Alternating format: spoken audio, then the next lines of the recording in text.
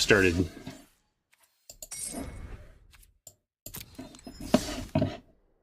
We'll move the camera. Now, don't let me leave it here for play. I hate it when I look at my replays and I see that I have don't correct for Deckmaster on the battlefield.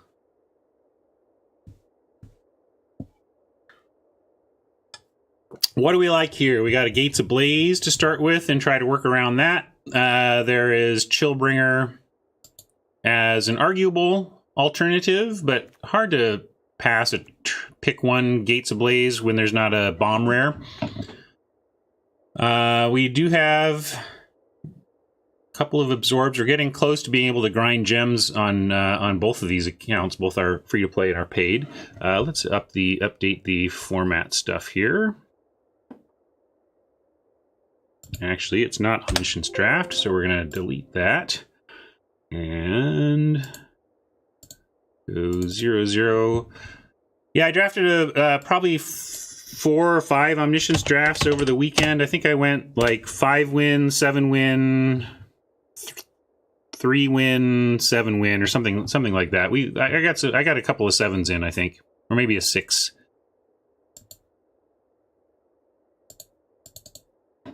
It felt like I had a pretty good advantage. Once I understood exactly what was happening in Omniscience, it felt like you were just, even though it was a high variance format, you could really get an edge by knowing what was up. And then this is RNA best of 3. All right. Gilman Edge, howdy. And now let's see where people are at. You agree with me on this? Yeah, we're on Gates Ablaze. We'll take Gates Ablaze, see where it goes from here. Rare is gone, so we don't have any uncommon print runs to check out. We have a Blade Juggler as a strong common here, but Pontiff is stronger than Blade Juggler as a first pick anyway, or an early pick to get.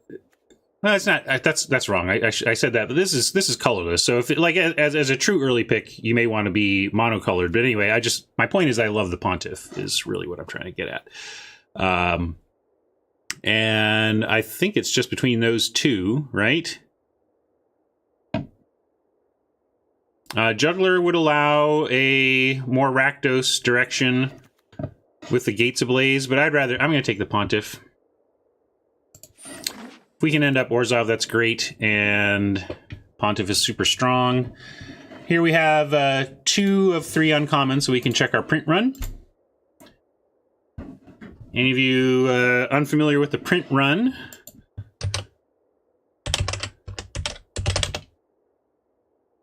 You can look at this list of uncommons. We find one of the remaining uncommons still in the packs, such as Sentinel's Mark. We note where Regenesis is, and we see that between Regenesis and Sentinel's Mark in this print run is Angelic Exaltation, so we know that, unfortunately, the bot to our right took a white card. So let's keep that in mind. We may want to get off the Pontiff plan. We can just take a Gate here to support the Gates Ablaze. Sentinel's Mark is pretty good, but Gates Ablaze is great. We took Pontiff because there was nothing to support this, really, the Blaze plan in pack 2, but I think taking a Gate here makes sense. And yeah, I like the Plaza.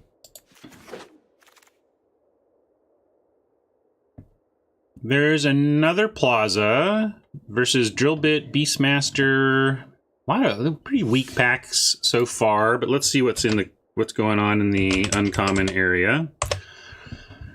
Beastmaster and Drillbit have Rakdos Firewheeler in between them, so we've seen a white card and a Rakdos card be taken from the uncommon slots. And where does that leave me on this pick? Probably maybe with another Plaza, maybe just a Simic Guildgate, or I just don't think any of the other cards are strong enough. Like if we had 2 Simic cards or whatever, I'd happily take the Biomancy, but we're nowhere near this, you know? Where are you at? Just Syndicate Messenger? Maybe. I just want to take a Gate over a middling playable like a Messenger, though.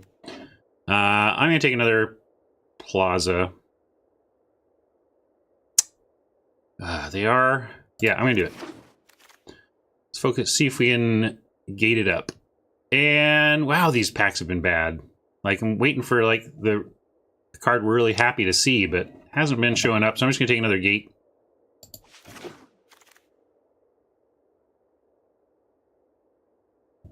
But not seeing any other gate payoffs, so maybe I shouldn't go pedal to the metal on this. I don't know if they've the bots have changed or what, but again, though, not much here. The packs have just been bad. Maybe not bad, just weak, you know? Like, it's not that there's not been any playables, they've just been weak. Support for a Thought Collapse, another gate.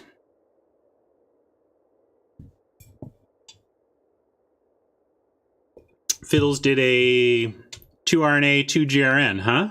Huh, wonder how that would play out. Was there a lot of 5-color? Were people playing 4 and 5 colors fiddles? I don't know. Cannon front, welcome. Still taking the gate. All right, we'll take the gate. I just feel like I want some... there's a real card. Like, this is the kind of... I've been waiting to see something like this, you know? I just want some clean removal or whatever. So we'll take Summary Judgment here. And here's another. So, okay, maybe maybe the packs were just weak and we're actually finding our lane. I didn't look at the Uncommons last pack, but let me see. I'm curious what Wilderness Reclamation has. Consecrate, Consume, and Gyre Engineer around it. So, yeah, all right. Take this. Yeah, this is not going great. Not going to lie. It's not going great. We could take a Forbidding Spirit. I think it's just okay, though. Might just want another gate here. Yeah, I'm going to take the gate, and we're going to cross our fingers on gate payoffs. That's how we're going to get out of this one. You can open the gates here on that plan. Sure.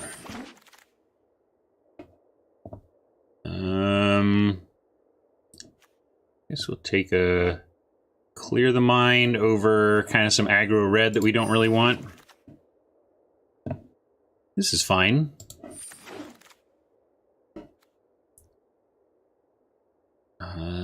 Daylight could matter out of the board. I don't know if we need 2. I don't know if we need a generic 3/4 though. So I'll take the sideboard card. Well, this is, you know, we're into pack 2 and we have 1, 2, 3, 4, 5, 6 picks that aren't effectively a land. So we're behind on picks. Let's not forget that. But I think we did what we had to do. Immolation Shaman. Okay. Yeah, this is just a not a great card for limited, but if you do get to 5, suddenly a 4/6 Menace is a real card, you know. So it does have that going for it. We're not going to take it here. I'm just kind of looking at it. We're going to take the Mortify, but I'm also looking at it from a rare standpoint where we have, I'm looking at what we own on this. We do have 3 of these already, so if we drafted it, we could go get some gems, but we don't have the flexibility in this draft to go after gems because we're taking too many gates. We just don't have the spare picks to run a complete deck if we do that, I don't think. Thrall is going to be fine here over Clear the Stage. And over something like Arynx or the Guildgate.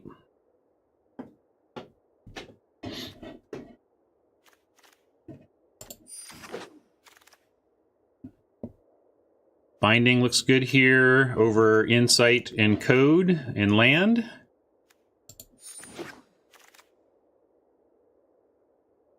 Kind of Esper Gates building up here, although I say Gates, we have a Gates Ablaze. Everything else is just Esper control cards.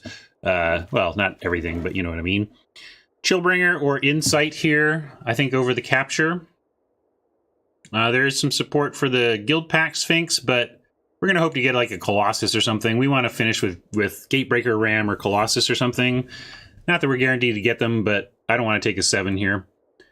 Yeah, that's where I was at. I was at Chillbringer, and that looks like where people are leaning to. Senate Griffin, Dead Revels, Orzhov Gate, and Depose Deploy. Depose Deploy has actually been falling for me. Deploy is just okay. You know, I rarely use depose unless I'm desperate, and deploy has been just okay for me. I don't know. It may still be the pick here, but I don't think it's amazing. I just think it's okay. And I like the Dead Revels, but we only like one of those, and we'll try to wheel the Revels. Revels, Clear the Mind, or Gate could come back.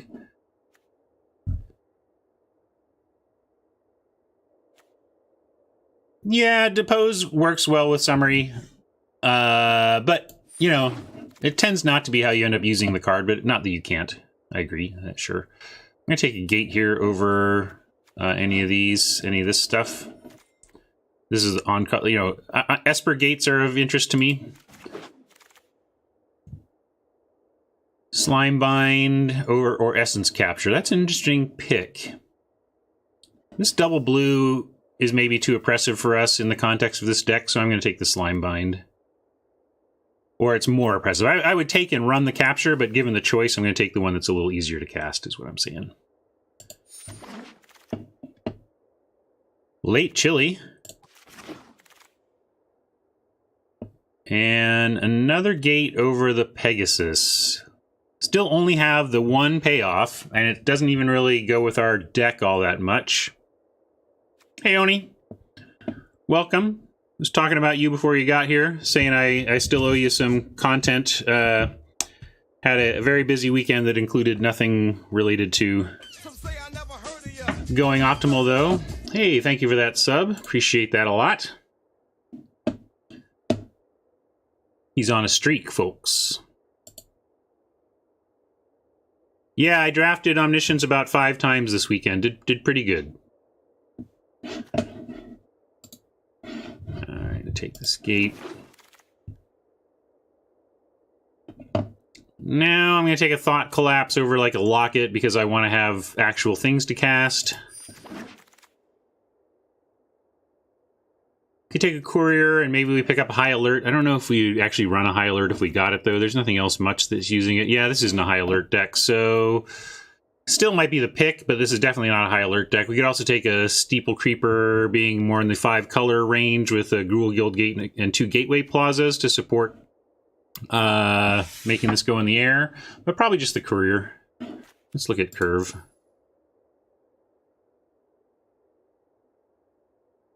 Yeah, we could do either one. I'll do the Courier.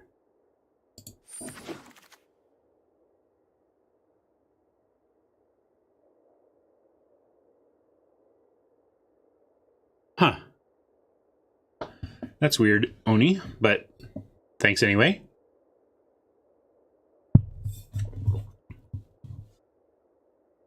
Well, it's interesting. Omniscience draft was super fun in the context of Dominaria. I did not dig it on M19 past trying it once or twice.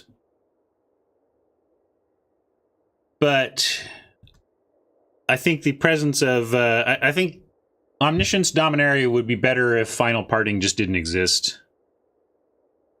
That was just too good. All right, we'll take a Gate here.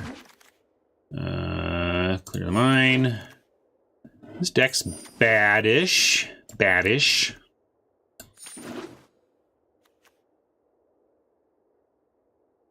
Warrant Warden, another Gates Ablaze. I guess we should just take the other Gates Ablaze if we're gonna do the Gate thing and have it be, you know, a double sweeper kind of deck. Where are we at? We have 1, 2, 3, 4, 5, 6, 7, 8 gates to support the Gates Ablaze, plus another pack's worth. This is kind of a weirdo deck, but I think I like the Gates Ablaze here.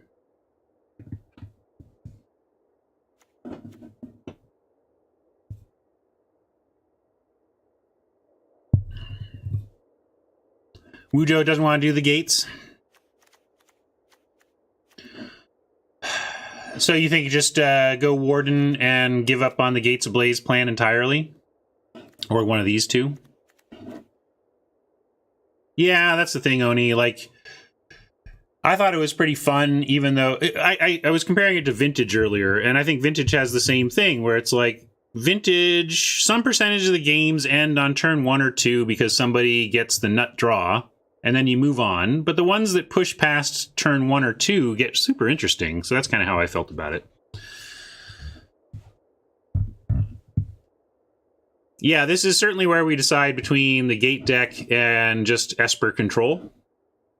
And without the Ram payoff, like, I was really hoping to see like a Colossus here. Then I, you know, if this were a Colossus, I'd be more excited to move in. It's just that the Ablaze is kind of contrary to what we're doing.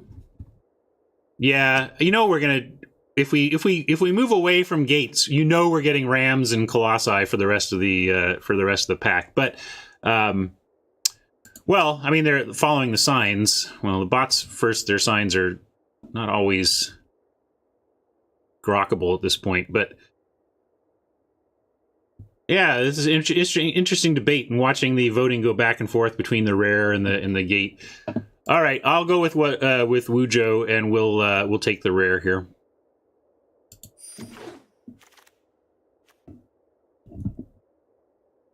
Skatewing versus Grotesque versus Oligarch, I think, is the situation here.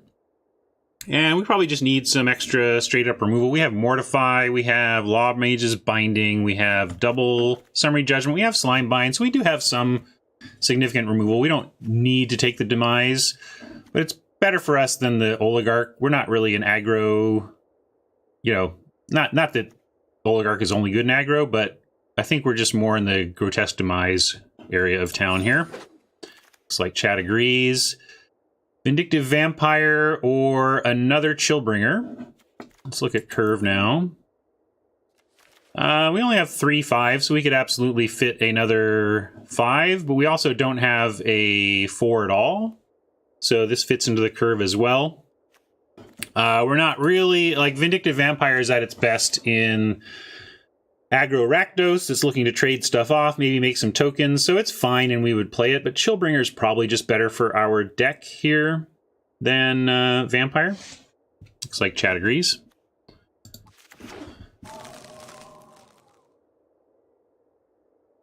Three Chillbringers feels good. We said we're not doing the gate thing anymore, but we could take the gate here and have that backdoor to the Gates Ablaze plan. There's also another Courier as a weak but serviceable pick. Looks like there's some support for Screaming Shield too. I didn't really look at this directly, but we could try and mill them out, I suppose. We have double Clear the Mind. We could turn this into a Clear the Mind deck on accident almost. I don't know if we have the removal for it though. I also don't, you know, if we're going to win by decking, I don't know if we even need to push them. I guess that helps, though. Speeds it along. Yeah, I'm down with Courier, though. We'll take the Marginal Defender. I want this gate, but we need playables. We'll take the Admonition. There is the Cry that we can consider. We're not going to do this. Let's say we were no longer gates, and we're just doing... Maybe like we'd play one Plaza in this. Yeah, it was not really a Clear the Mind deck in that way. It was just kind of... We were just following the cards and ended up with a lot of those types of cards. So I take that. Here's another, and there's a gate I wouldn't mind, but we just want another Admonition, I think.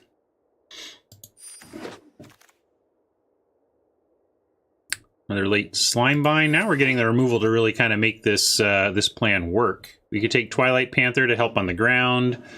We do have the gate support to potentially play Collision if we wanted, but no, I want to stick to the Esper side and only maybe play one Plaza. Ill-Gotten Gains, or Ill-Gotten Inheritance, if that's what you meant, Carrie, is best in aggro. If we're looking to win the game through Clear the Mind or go super long or win with flyers, like that's just not what we want. We want to be playing things that control the board or clog the board or add to the, we want to add to the board in a board affecting way, not Inheritance, which I think is best as a curve topper for a Rakdos deck or an aggressive Orzhov deck, where you play it with 3 or 4 creatures on the board and then close out the game with it. That's not what we're going to do. So we can take a gate, but we have 28, 27, 26, 25, 24, 23. Okay, so we do have 23. This is 23, but I don't want to play the Quench if we can help it. So we do want one more card. But I'm down with a gate here. It's really the Panther. We have no Death Touch. It's nice to have one Death Toucher, I think. But this sure does help us cast everything, so I'll take the gate. We're slow, though. Like, now I might want the Locket. I don't think we actually want more gates.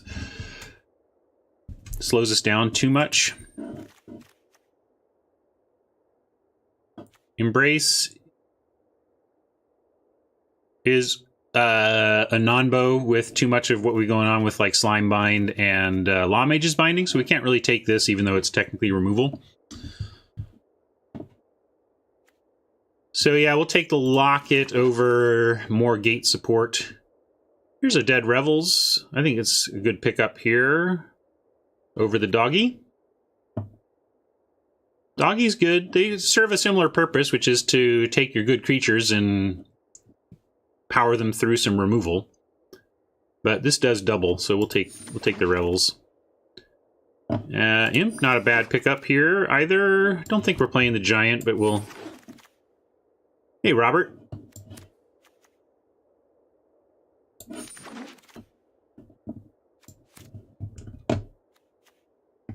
How you doing today, sir?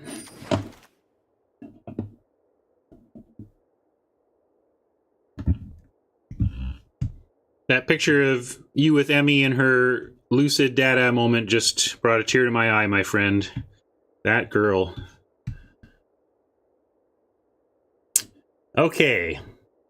How does this look?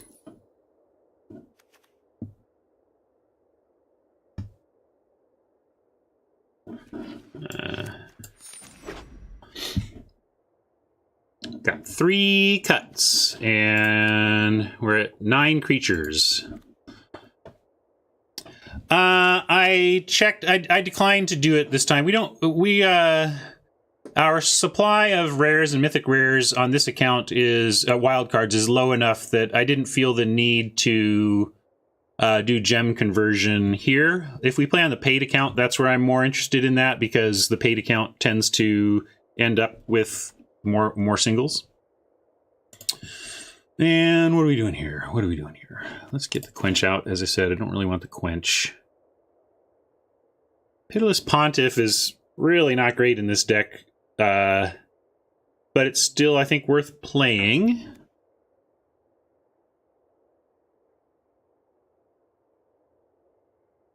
Mortify. I guess we want all these. This kind of goes here.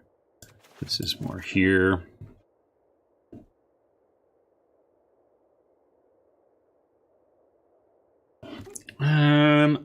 We don't have much other card draw, so maybe the Locket is still good. Like, do we have any other card draw? That's rough.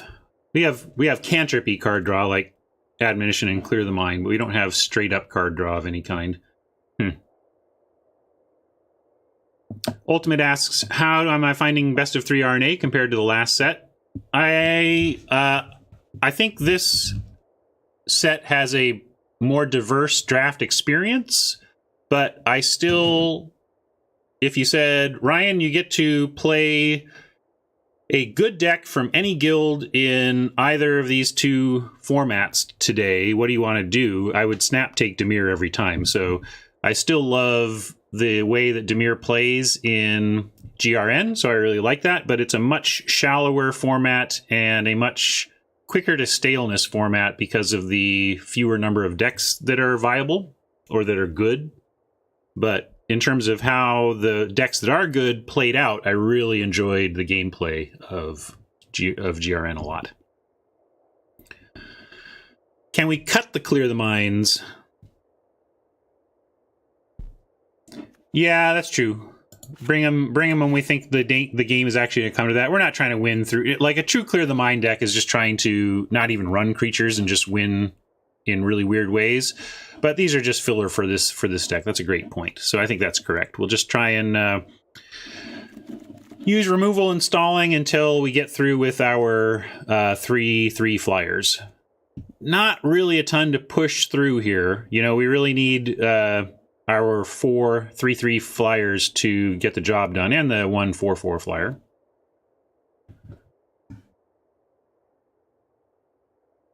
Dionysus asks, aren't you curious about the story behind your followers?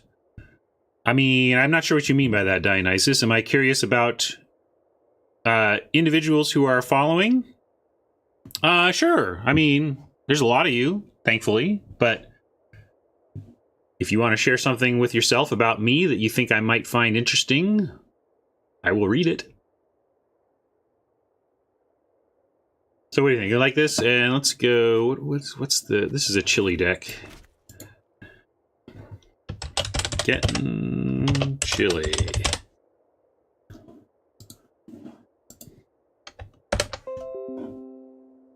Oh, I haven't checked the mana yet. Let's check the mana. We probably don't need this plaza with all these regular gates. Let's not slow it down any more than we have to here. And I'm going to look at breakdown of color again. Mostly blue. And so it's kind of like heavy blue with a white and black splash, really, in terms of the mana requirements. But then you got Grasping Thrall that needs both. Blue right now has 5, 8. Black has 7, and white has 2, 3, 4, 5, 6, 7. So this is an 8, 7, 7. I'm going to go like 9.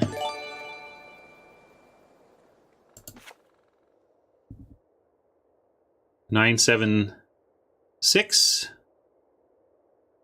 But I guess we have Pontiff. Yeah, this is close to Dionysus's favorite, the old 666. But again, it's not a 666 when you've got this many gates and can actually create something like a 977 or 877. 877 is much better than 666. Yeah, it's true. We do have extra sources from the locket. So that makes me feel a little better as well. 6, 7, 8. So 6, 7, 8, 9, 10.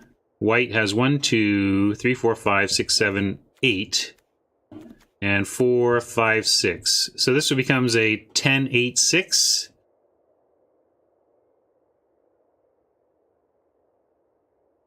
But maybe a 9, 8, 7 is actually just better, which kind of puts us back where we were. 987.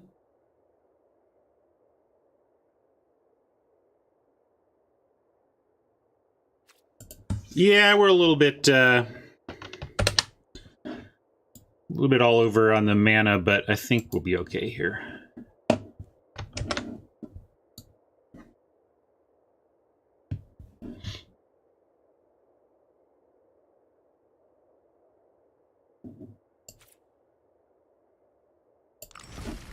All right.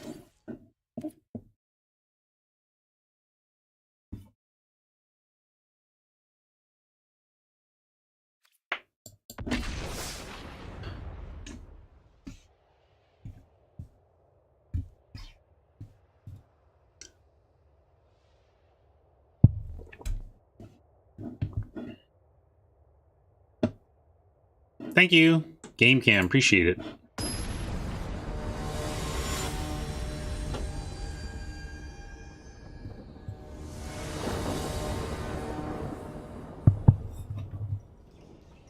All right, here we go.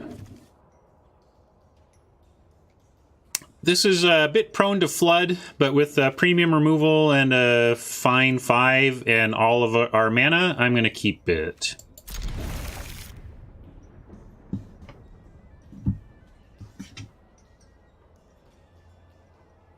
But we should expect to flood a little bit here. We're just taking on that risk. We just don't want to flood a ton.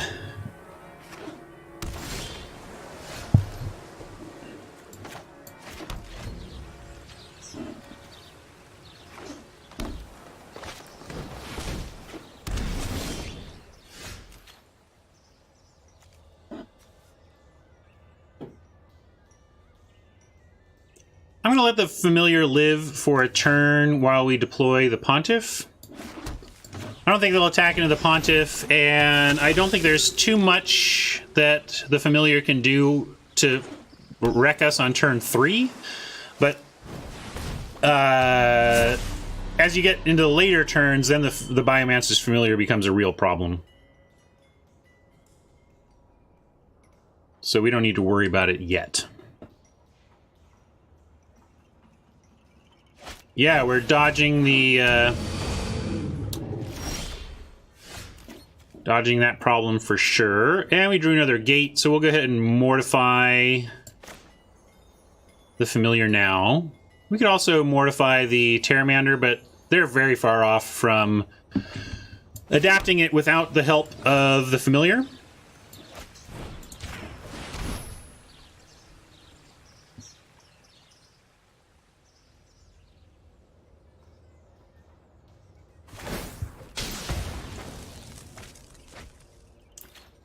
The old no-value activation, I respect that.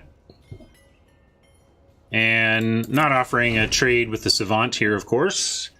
Which means they get in for 3.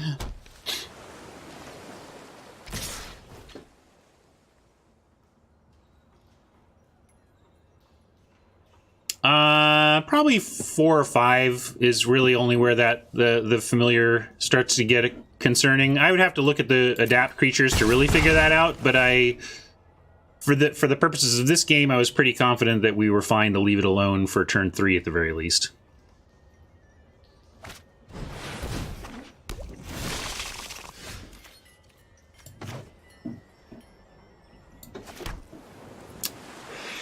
Well, they get a 5/5. Can we win this race? We make a 4/4, we make a 3/3 and drain. They're bashing in with a 5/5. I guess at some point we trade off the something. We don't have good fodder yet for this. I was saying that about the Pontiff, that it's at its best when you've got fodder for it, and this is just not really a deck with fodder, so it's kind of a hard to cast 2/2, but it still does some work. We could also put targeting, attacking, or blocking on top after they've invested in it to set them back. Which maybe means if we want to preserve that possibility, we'd actually cast the Thrall here. But I'm going to go for the race. Let's make a big token and see what we can do here. Maybe it was correct to leave Warrant as a possibility, but I think we got to get up in the air. And if we need to eventually Pontiff, trade something via Pontiff for that eel.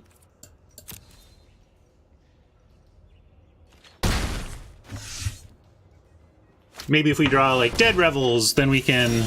Oh, that's really rough. This is like one of the better cards against us, but we get a couple things in the air, and then we can still attack. Might have to Slime Bind something here. I'm going to play the Thrall. And then actually, if Oppo wants to attack with the eel, I will trade the Thrall for the Pontiff. But maybe we need to keep him in the air. How are we winning this game? Let's see. They've got 2 flyers. This can get big pretty soon now. Yeah, they're at 6 of 8. So Pteramander is going to become a dragon. We need to find our removal, or I think this game is going to become tough to win. This was the place. Do I make this trade or not? Right now, the Thrall is not doing anything. I'm going to go ahead and do it. We're not going to win this race sitting here and taking 5 from the eel.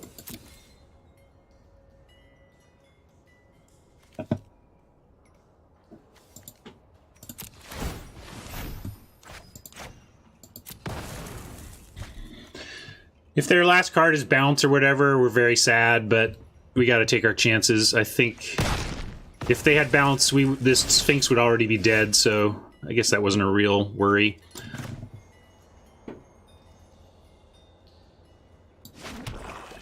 Yeah, we could have double blocked and forced some mana use, I suppose.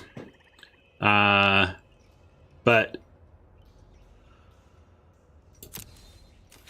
looks like it didn't matter. Got away with one. And Flying Vigilance. I'm going to attack. Because if they get cute and decide to put the double on, we can Slime Bind.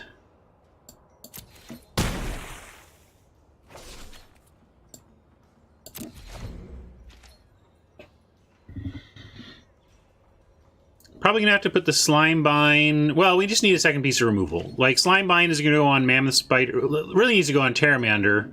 Although they're both gonna be 5 toughness soon enough. Well, they're not yet. They don't have another instant in the yard yet. So not this turn.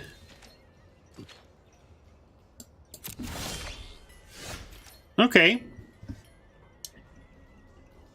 That actually doesn't really help us get damage through.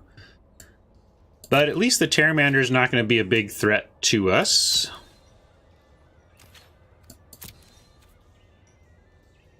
Let's see, we're looking to chill the spider, arrest it,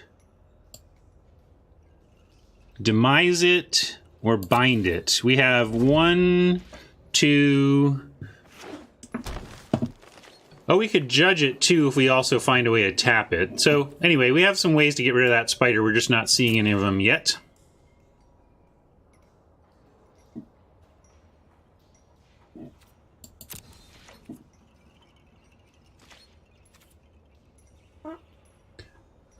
One, 2, 3, 4, 5, 6, 7 with an 8th mana coming. I suppose if we drew a 5 mana spell, we might want to do it all. Or, you know, I'm just trying to decide if we Slime Bind now. I'm not going to, because I don't know if it's actually how we get there. This is interesting. Now if they try to attack in with their 5/5, at least we have stability here. And this is a pretty reasonable sacrifice to turn Pontiff Death Touchy. I don't know what you heard, Dionysus, but I'm not owning that one. I think you just heard yourself, buddy.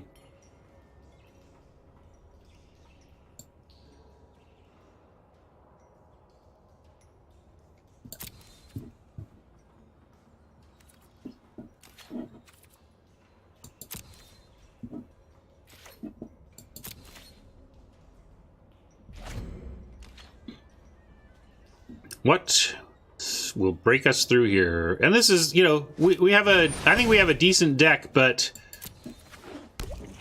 we do have again, we don't really have a strong closeout plan other than that our flyers get there. We really need our removal for this spider, and then I think we can win this race. Hey.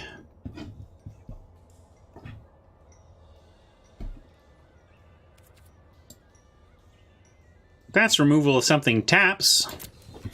What can we do to encourage that? Not much. We can take out the eel as they activate if we want, but I don't even think that's necessarily very good.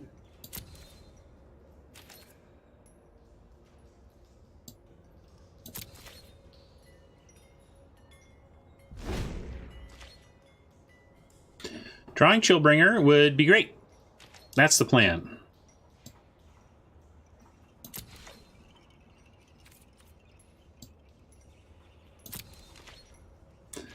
You're a funny person, Dionysus.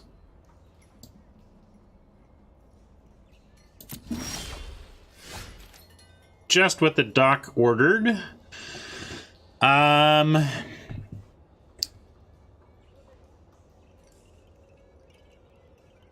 Still doesn't allow us to do too much. Like we get to have the spider sit and then kill it. I guess we start getting some things in. All right. All right, everyone. Chill.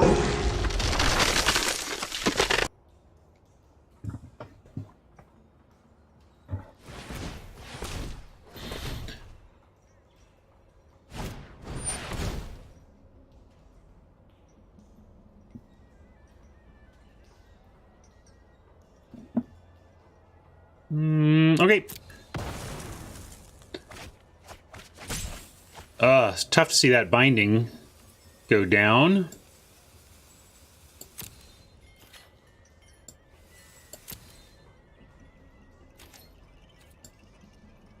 Dionysus, no. We're not having a fart vote. You're apparently the only one who hears them anyway. Is that a... You got the fart voices in your head, my friend.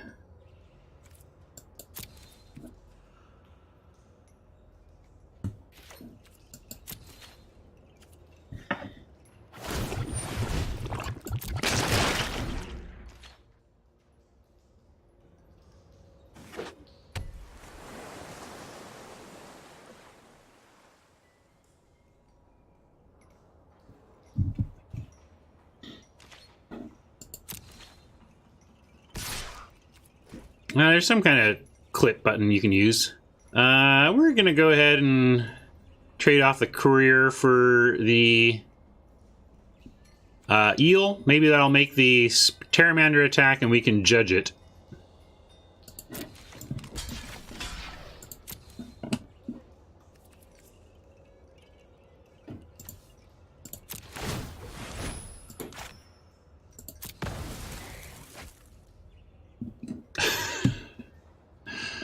Am I in middle school? What happened here?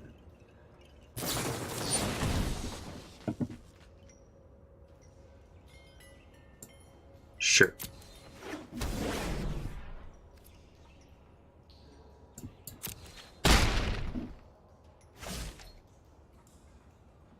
Still indestructible, and then we get one chump off of it.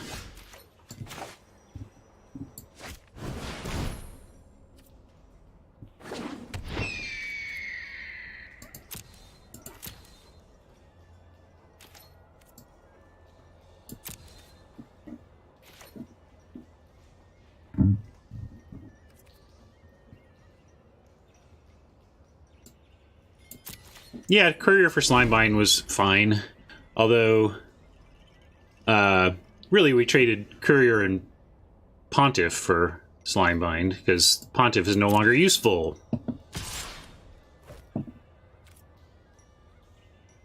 The path to winning from here is getting another Summary Judgment, getting wide enough in the air to be able to attack with incoming Chillbringers. But we'll pass to blockers and block.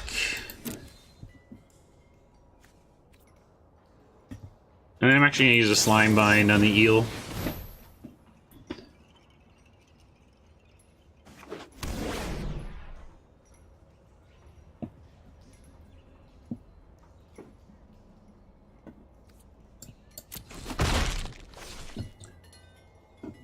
Banana Jack asks what my opinion on War of the Spark having 36 planeswalkers with each booster having a guaranteed one is. My opinion with this kind of thing is it is what it normally is ahead of a new set release. I trust the brilliant minds in Wizards of the Coast Magic R&D to create compelling gameplay experiences, and when they announce weirdo stuff like this, I'm like, cool, I bet they tested the hell out of it and I bet it's fun.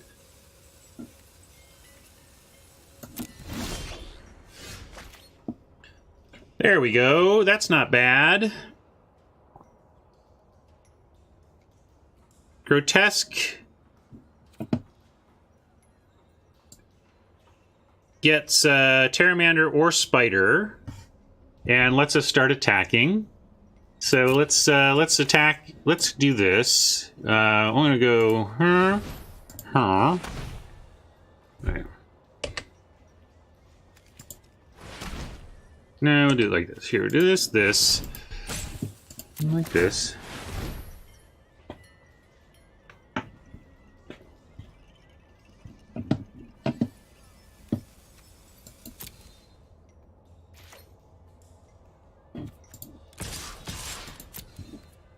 If we get countered here, it's going to be bad news for us, but we got to play like they don't have a counter. I don't think we can beat a counter spell, so I'm playing like they don't have one.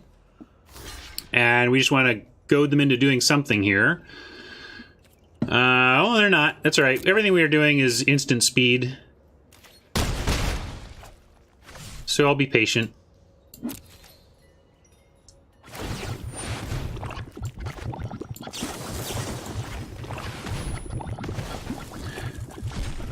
Taking away the 5/5 flyer seems better than taking away the 3/5 reach. And we can still draw a Chillbringer and potentially take out the spider.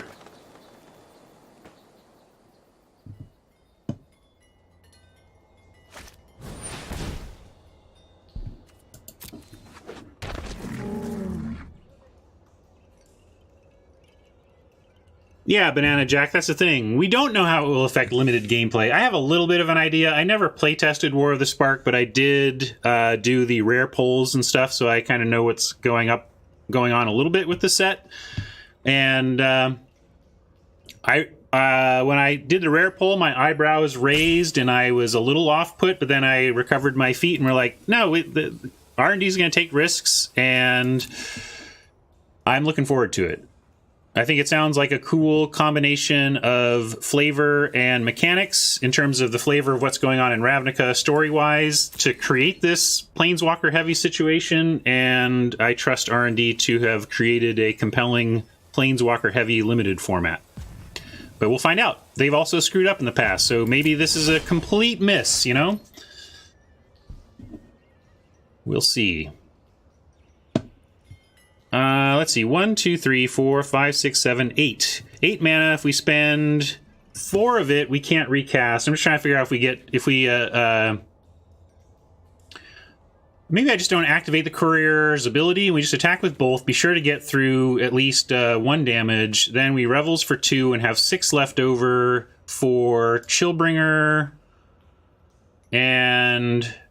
or Chillbringer or Thrall. Yeah, okay, let's do that.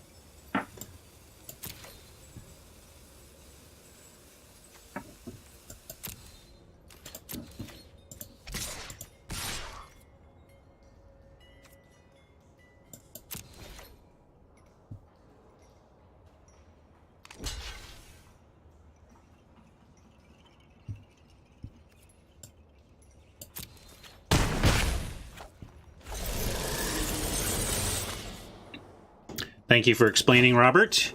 I was reading chat, not chatting myself. Okay, so we're just following through on that plan to Dead Revels back a couple of our dudes. I'm going to play the Thrall now because we want to save Chill to get through multiple attacks. And if we played Chill now, we'd tap down the Spider, but we've already attacked this turn. So we're going to start with this one.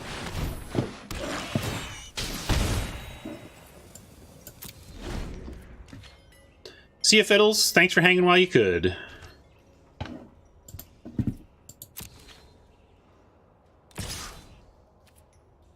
I think Planeswalkers are great. While I was at Wizards, I was talking to Matt Cavada, who was the brainchild behind Planeswalkers. As far as I know, he's the one who said, thank you for the sub, Zerg. Who said, what if we represented the Planeswalkers in our game on Magic cards? What if there was a Planeswalker card type? And it just makes so much sense. It's changed Magic, and for the better. It's given Magic, for one thing, a flavor hook. You know, Magic has its superheroes now. Magic didn't have Spider-Man and Batman and Superman and Wonder Woman and whoever. Like, it just didn't have the superheroes.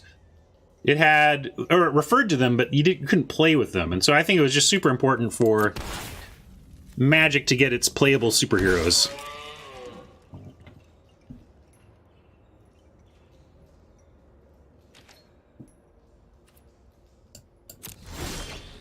Okie dokie. Let's see. We've got... You liked Bat. What are we talking about? Huh?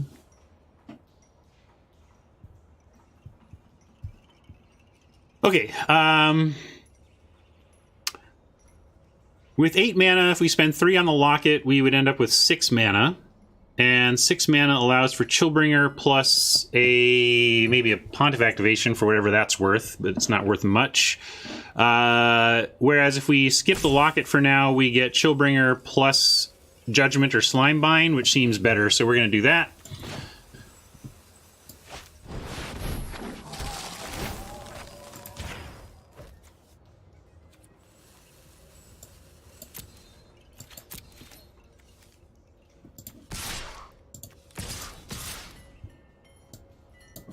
Do this, attack.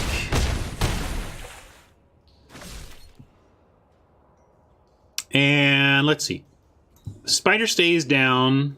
We don't even need to judge it yet. I'm going to keep Slimebind for one of these two if they think they might have something lethalish. But I think we turn the corner here.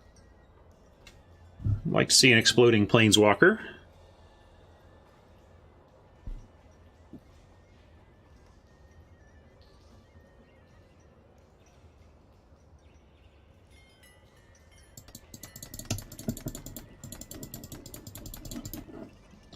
They're tanking. Hopefully Oppo can't come up with anything.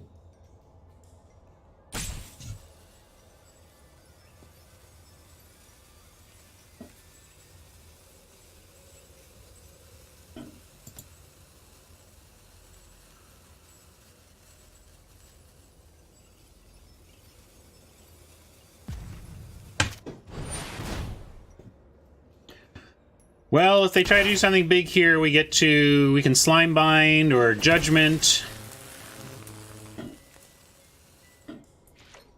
Yeah, it looks like we're just going to Slimebind something here.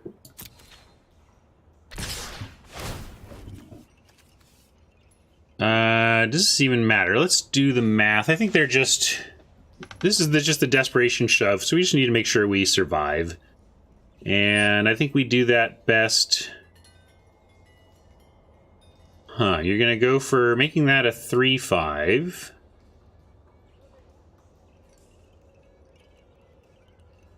I just don't even care about that, do I? And then... I don't think this card is anything. This doesn't have trample, though, so we'll do that. And then we have taking 1, 2, 3, 4, 5, 6, 7, 8, 9, 10, 11, which is not dead. Let's make this block. I'm just trying to decide what we're putting at risk here. I'm going to put the Chillbringer at risk. I'm going to do like this. And then Slimebind here.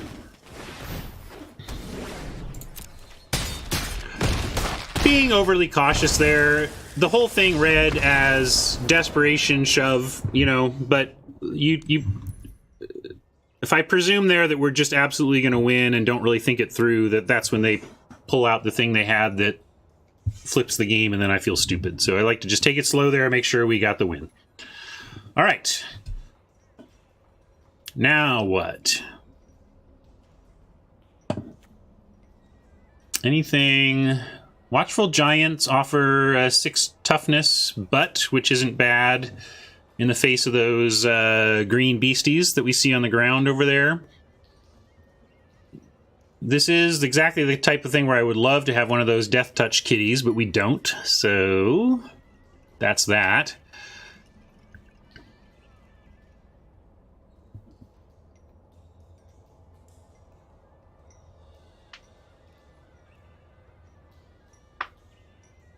Do we want a giant, I guess is the question. Because I didn't see anything that we want to... Well, we could expose to daylight. They showed like Slimebind or whatever, so... maybe that's okay to run one of those. Didn't see anything else, though. It just kind of happened. We actually started on Gates Ablaze, and we're trying to be gatey, and it just wouldn't cooperate. And the bot said, no, you're Esper. So we said, okay. Maybe I want to see more than just a single Slimebind before I bring that in. And we don't have much else that we can really do here in our core colors. Unless we're bringing in a Clear the Mind in case, because we're worried about decking. But I don't think it came to that.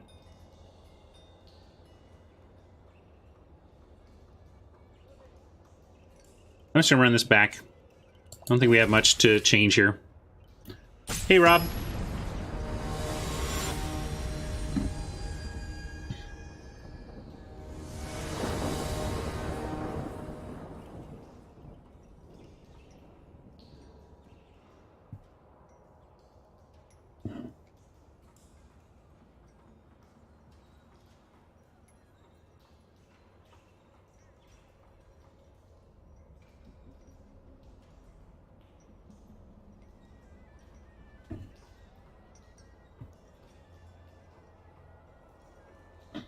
Does Beastmaster work that way? I thought they fixed it so it didn't do that like other cards that had done that in the past did. The Beastmaster negative power, you know, actually reduces power and toughness. I don't know if that works or not. Yeah, we'll keep this.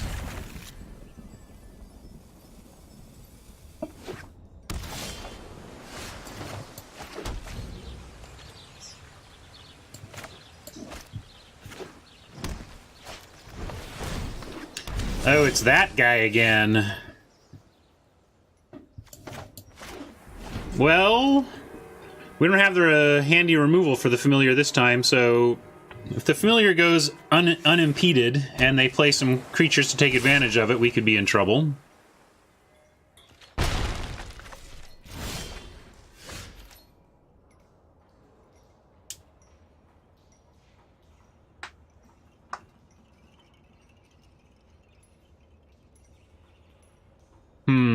Okay.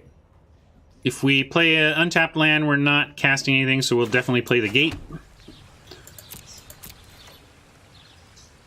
And we'll cross our fingers that Oppo doesn't punish us too hard for our inability to deal with their familiar this game.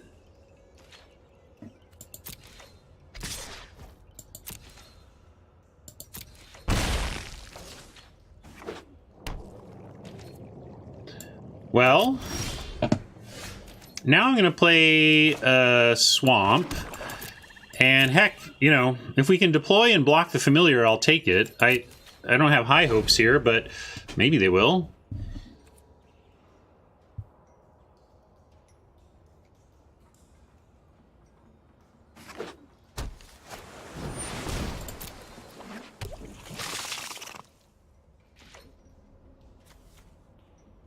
Okay, well, they only get the cheap counter here if they attack in.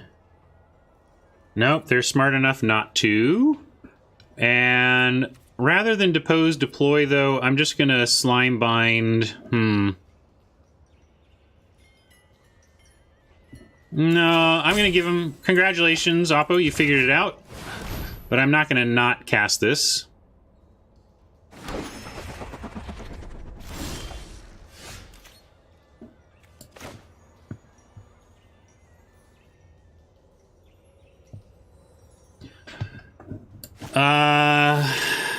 This gets to be just huge, but it doesn't have trample, so maybe we can do some chumping, chilling, grasping, and reveling to kind of get there in the long haul. And to that end, we'll start with the grasping thrall here.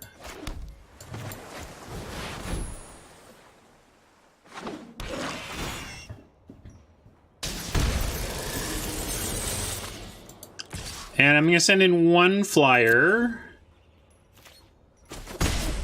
and chump the other one, because this thing's about to get huge.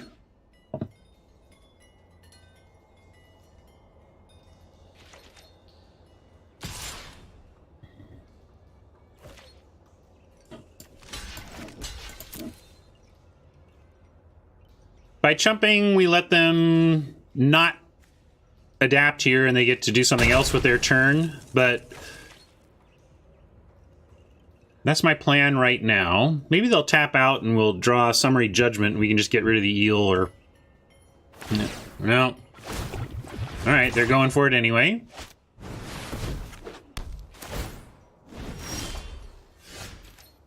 Yeah, I don't even care too much about that. That's the thing. We're just going to try and get him up top now. Well, we really need Chillbringer to resolve. If Chillbringer doesn't resolve, we'll keep the Thopter back and chump again, and then Dead Revels to try and get back and re-chill.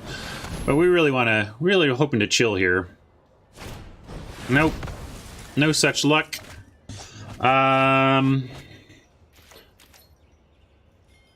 Almost makes me want to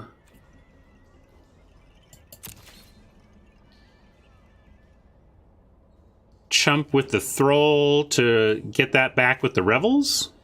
Does that make any sense? Or is that fancy play syndrome?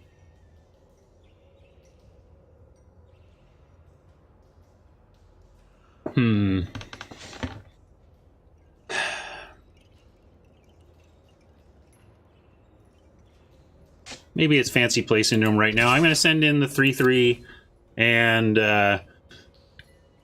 chump with the 1/1 if we can.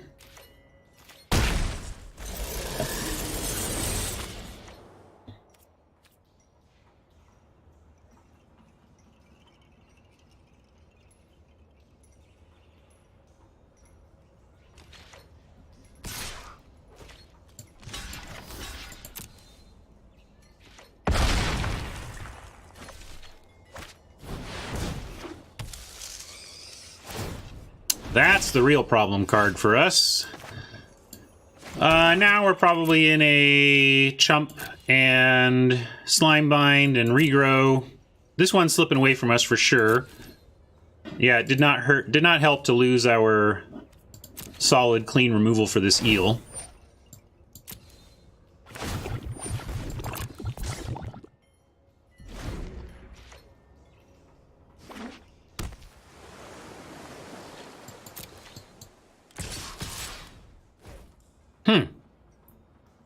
Getting pretty aggro there. I guess it makes sense. I'm only showing one thing. I'm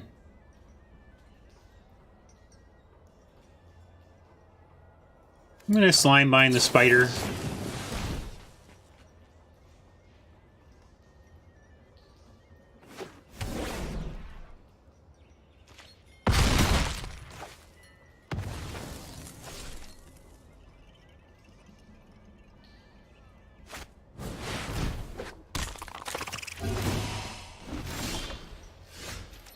Well, land is not going to help us here.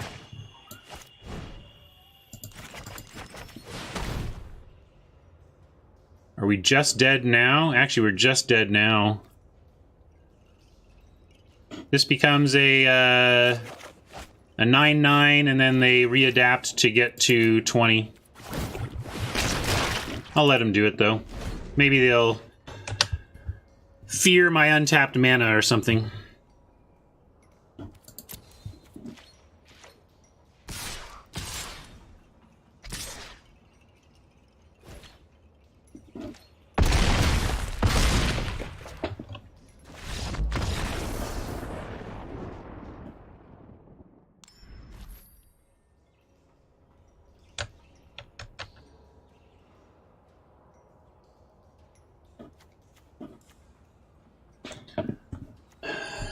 Kind of want one clear the mind. Brady's joking.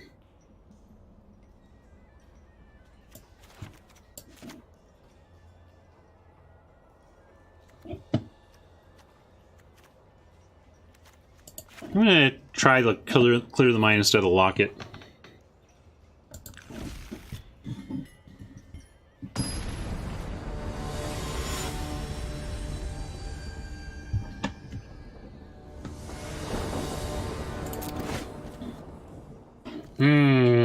Not a great start. Got a mulligan that.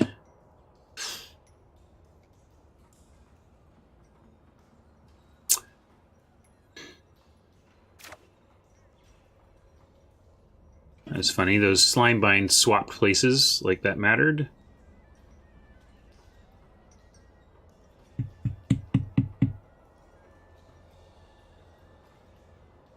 Seems like this is far away from winning. I'll try this. No clue when Arena is leaving beta. These days, stuff stays in beta forever.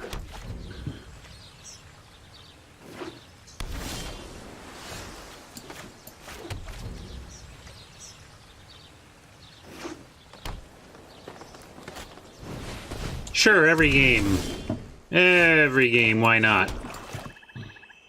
I'm gonna do it now.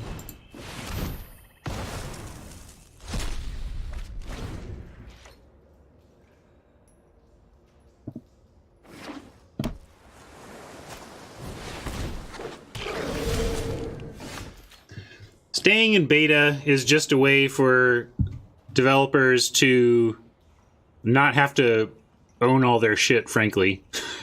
I mean, it's just so you can say, hey, look, it's still in beta. Relax.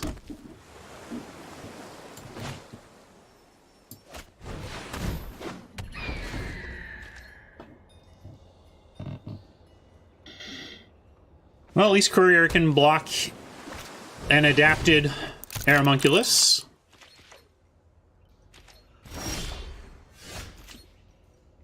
Chili Bee cannot come out to play yet. We're going to cycle this, put a Demise back in our deck, and hopefully find a land. All right.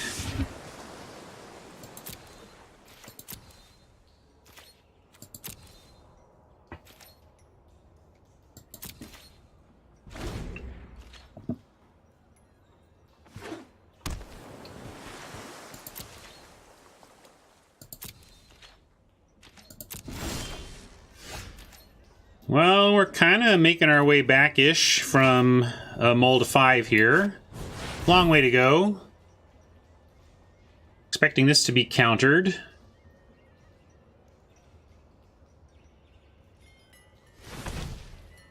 Although they don't really have to. They can make an Aeromunculus that just eats it.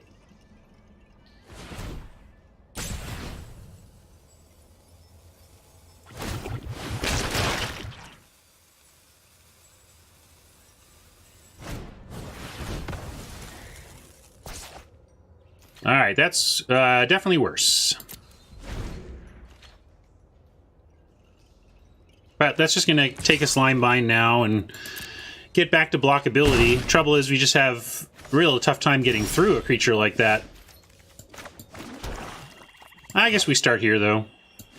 If we can. You gonna let us cast this? Oppo has just got our number in games 2 and 3. Oh, and there goes our Dead Revels, so... yeah, we're like out of ways to win now.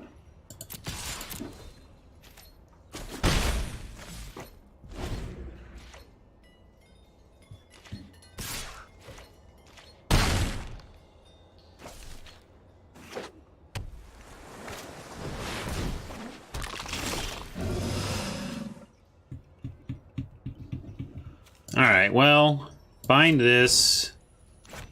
well, maybe we'll, we'll bind this. This is Defender, right?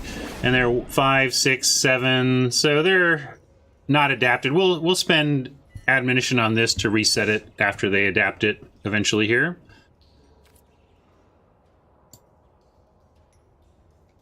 Only put one Clear the Mind in, yes. I just brought that in from the board. Think we're pretty screwed on this one. Just trying to decide if we just want Admonition now. Because if they have the 8th, then we just have to chump or Admonition without the benefit. So I'm just going to do it now, make sure we get the benefit.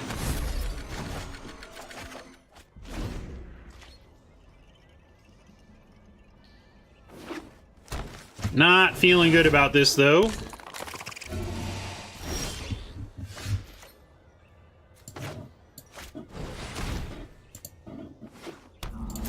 At least our binding is in the yard. Let's find a binding. Can't get anywhere with those two things, though.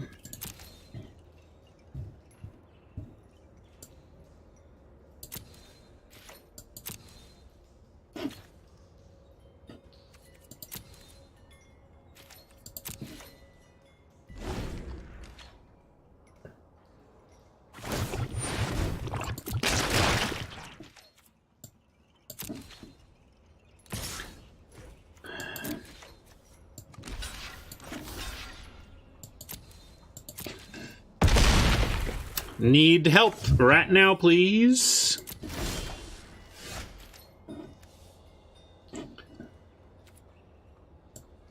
That kind of pretends like it's help at some points.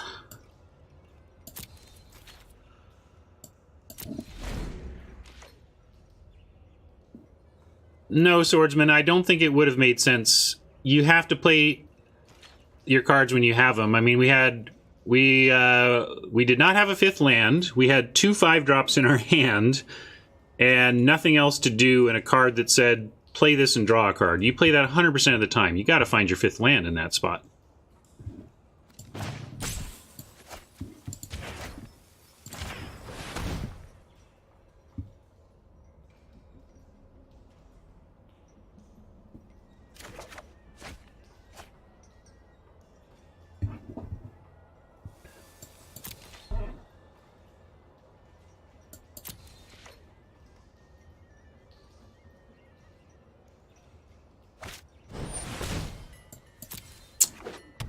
Okay, deck, help us out here. Come on. Binding off the top to make this interesting.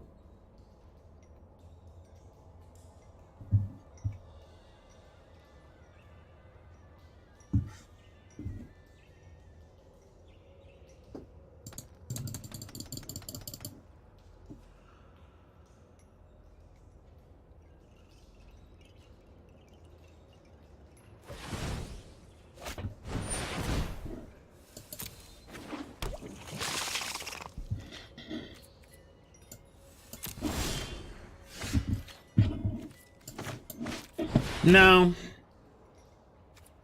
Not gonna get it done.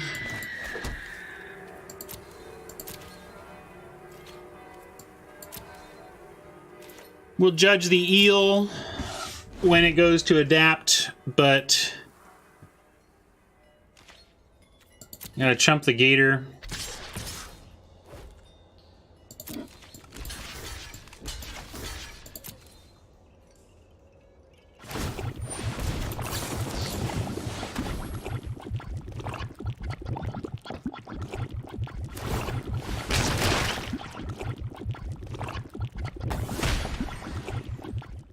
All right. Silly me. So toast anyway, though. Yeah. Kind of waiting to die there.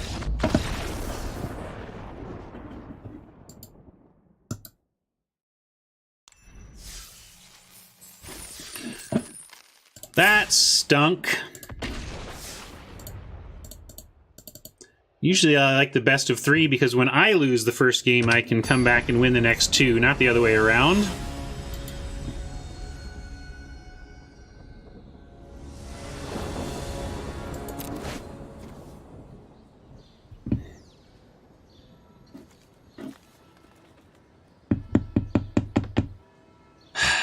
We're going first, and the locket unlocks our hand. I'm actually going to keep this.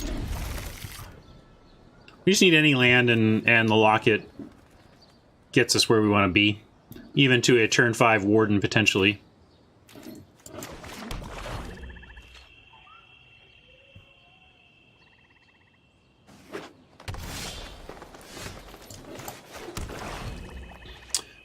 Three of our 5 swamps is not what we ordered, but at least we get our locket.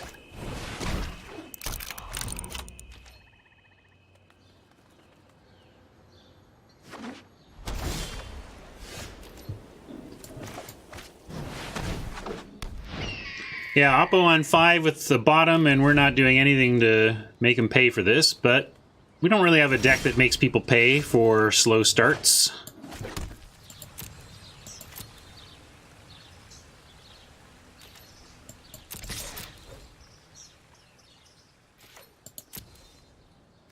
Oppo showing something at instant speed here. What could they have? Creature targeting instant. Maybe pump. Maybe summary judgment.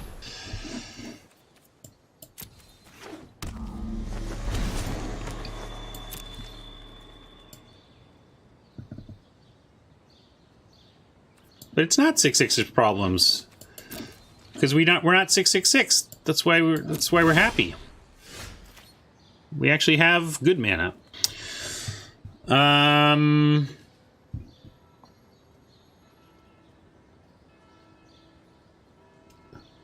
hoping to like hold the judgment to snag the skate wing in response or whatever, but just gonna send in this.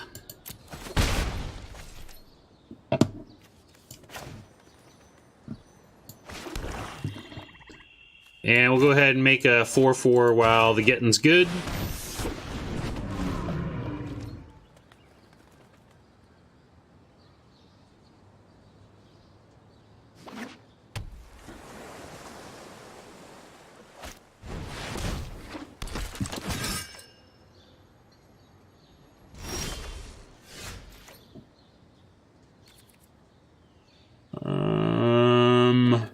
Vigilance is never going to be judged, but we can mortify. We can also admonition, but we don't have the second blue, or the third blue really, to admonition collapse.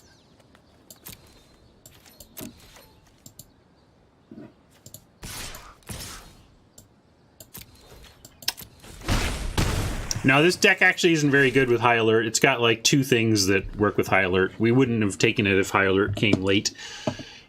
But we will just mortify while their shields are down here. No need to get too cute. Although, let's here, if we can do it this way first. If that leaves mortify up. Does that leave mortify? Yeah, okay, I'm going to do it this way.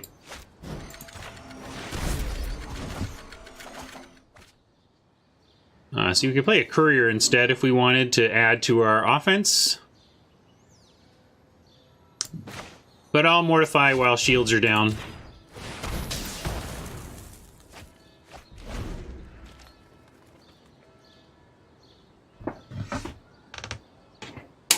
Getting chilly, I'm going to go for Jacket over Furnace Dragon. Hey, Tame Nub. Thanks for the follow.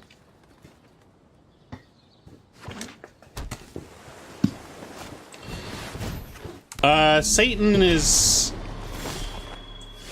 definitely going to be a demon. Satan's been depicted differently as flying demon versus non-flying, you know? I don't know. Top-down Satan could go a lot of different directions, really. A lot of material to work with on the Satan front in terms of sources to justify your flavor decisions.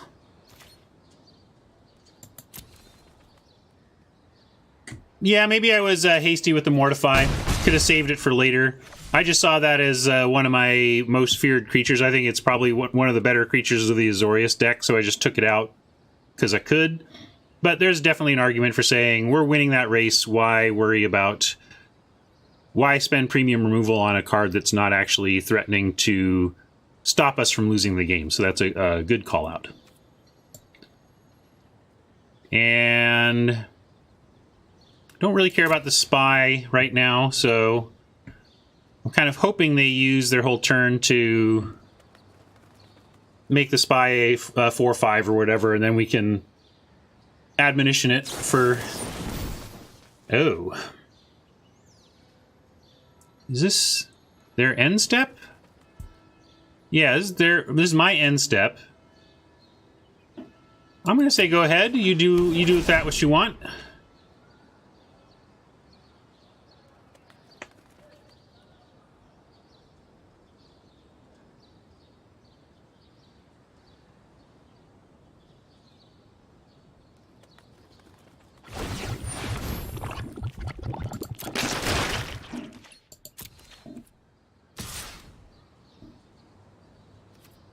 I will take 5 damage to get a card out of the admonition. I mean, we could just bounce it right now. Maybe that's being greedy. Let's just bounce it. I'm not going to be greedy.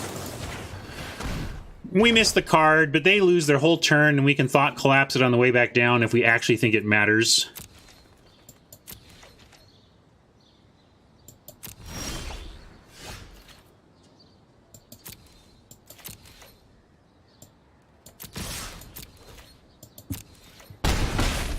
We can counter it on the way back down. I don't even think we need to. If their big plan is to stop my flyers by casting and adapting a Skatewing Spy, that's probably not enough. This, however, we will. I think more Chillbringers got countered in this event so far than have been resolved.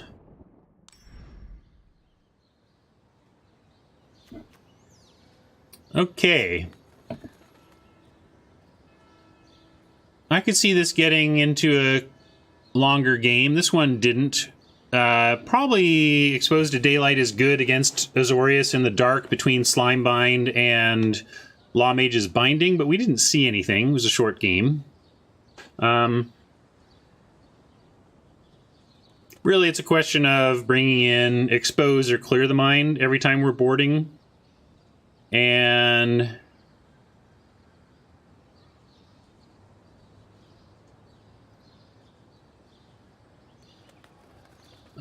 let's see.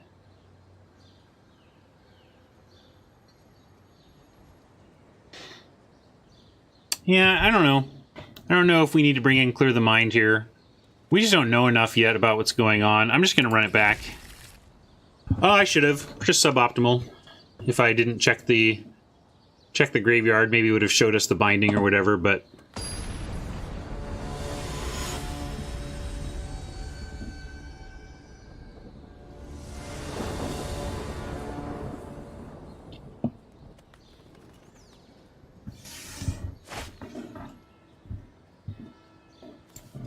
I need some black, but we'll keep this on the strength of the Slimebind and the binding.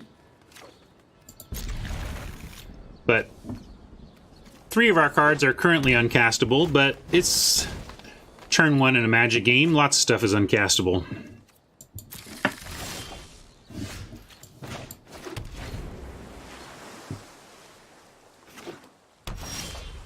Alright. Oh, that was dumb of me. I thoughtlessly played an island when if I had played the plains, we would be playing the Pontiff right now. So that's suboptimal, and those are the little edges you can get lazy on and forget. And it hurts us here too, because now we can't play this gate, which we would have been able to play had we Pontiffed up. But now I really want to get a creature going, so I'm going to play the Swamp and the Pontiff.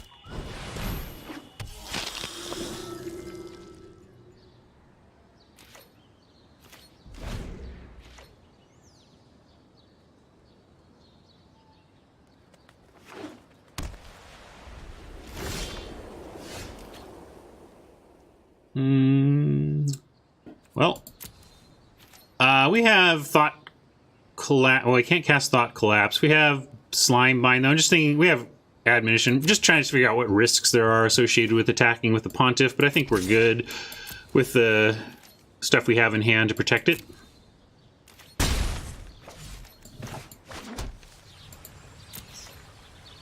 Yeah, it's funny that this just a thoughtless, quick playing of the island has actually done a lot of damage to us right now. They should be at 16, and we should have 4 mana, including a Thought Collapse up right now. So if they cast something that we really would have wanted to counter, it's a huge consequence of just lazily playing the wrong land turn 1.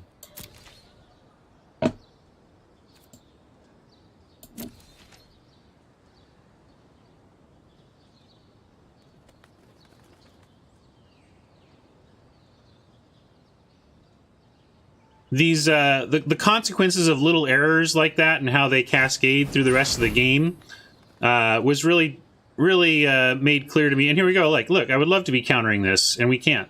You know, magic. But when I was working on the hold on. It's actually okay. We'll get something dumbed down like the Savant here. This is fine. We'll play the Savant. And then we have Pontiff.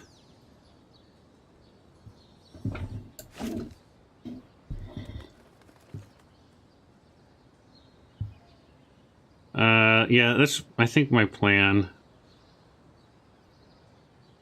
Yep, I'm gonna do that. Unfortunately, it puts us shields down again, but I like drawing the extra land. Revels, maybe not what we need here. But we may need it eventually, but it just does nothing for us now, so I'm going to make it go away.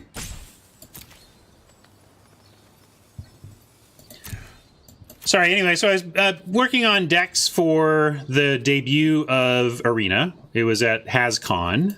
So we were making these HasCon decks, but also we wanted to create a couple of scripted games. And by scripted, I mean scripted, like I script them, but you still play your half. And it was a really interesting challenge where it was like we were trying to show off certain... All right, we want these cards to be played in this game. I'm not explaining this very well. Let me start with the goals. My boss came to me and was like, we want to have a couple of scripted games in Arena so that when we demo the game for people who are playing it for the first time, they play through a series of games where they get to win and a bunch of different things happen that we want people to see. Okay? So that was kind of the goal, the goal of that. All right, everyone, chill.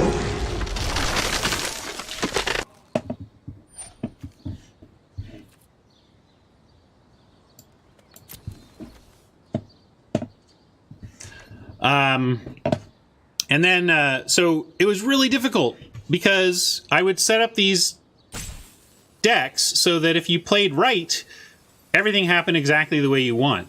But if the person piloting my stacked decks, the human side of it, just did anything off script, the whole game just completely went off the rails in terms of plans, right? So it's amazing how that challenge, that task of making two decks stacked to play against each other really drove home for me just how precarious sequencing is, or the result of a Magic game is based on a handful of decisions. So let's see. Yeah, I probably should have just slime bound this before these arrived. In my head, it was already hexproof, so I didn't even really think about it, but I should have taken the window to make it small. As it is, we're going to take the window to make the Chillbringer small.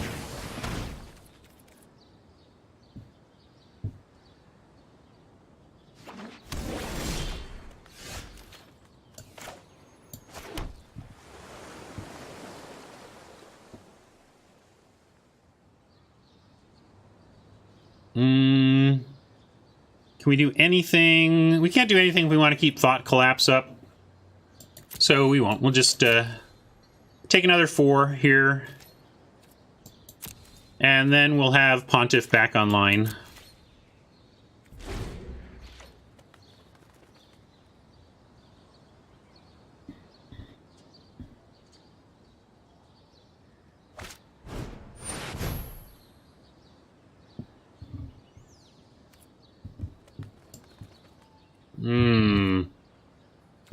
Considering letting it resolve because we have Demise for it.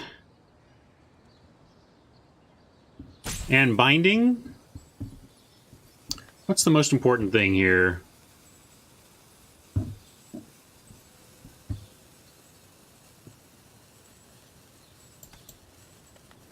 I'm going to let it resolve, and I'm going to Demise it. Demise doesn't get everything. It's pretty good to have a removal spell that trades up 2 mana.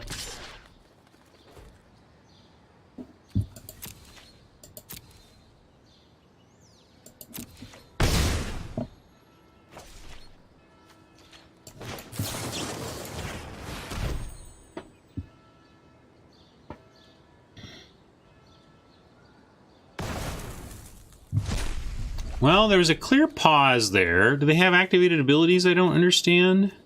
No. So for green or blue, do they have, they must have put a counter and untap? Is there anything else in green or... Y'all look up. Somebody tell me what they could have that's green or blue for 1 mana that's not the +1/+1 counter and untap.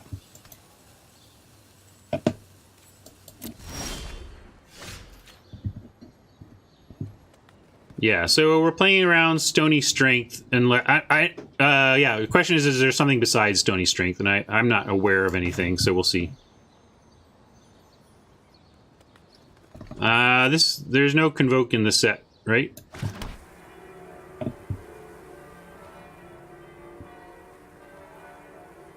So now we will keep Thought Collapse up. And that allows us, they can't chill bring the Pontiff or anything like that. And we're now threatening the Benthid properly.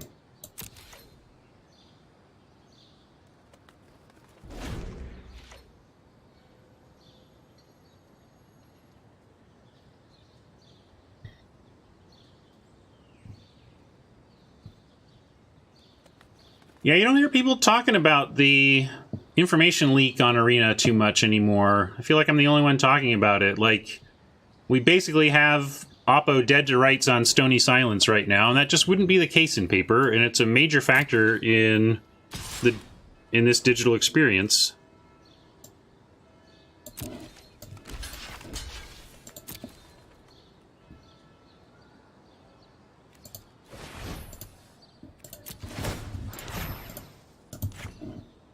Alright. Hopefully they had some trick to save their Benthid that we will then collapse here.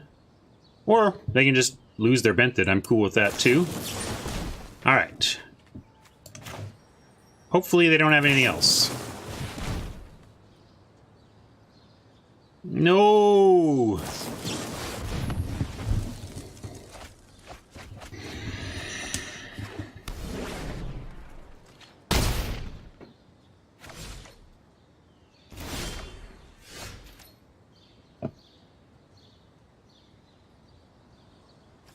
Why has Oppo got to have it all the time? Oppo's got to have it all. Let's go admonition our own Pontiff.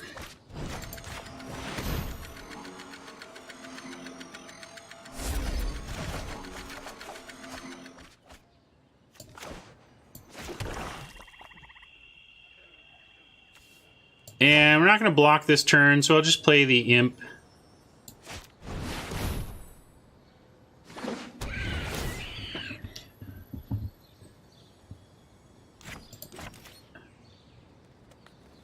Get a couple life.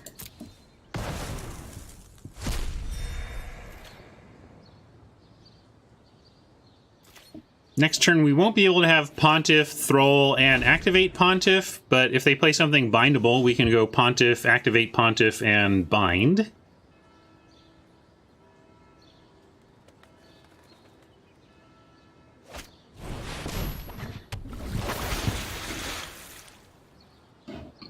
Alright, well, we get to stop Speaker with the binding. There's the Stony Strength we knew about, and that was really weird that they're just like, yeah, I'm in on the Stony Strength. I wonder what that was about. Just some impatience, maybe? I don't know. We're gonna do this. And this.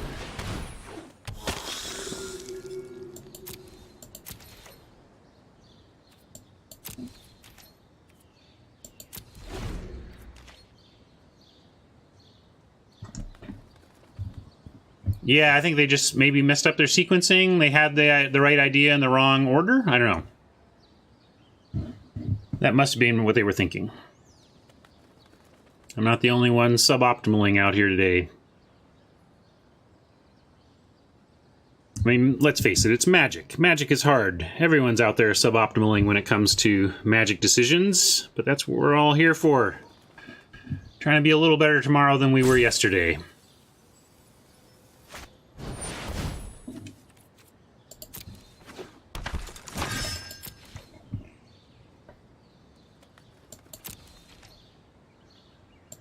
Even great ones like Luis are not optimal every time. Alright, well, we got a lot riding on this Thrall. As it stands right now, we're trying to race this Arbiter.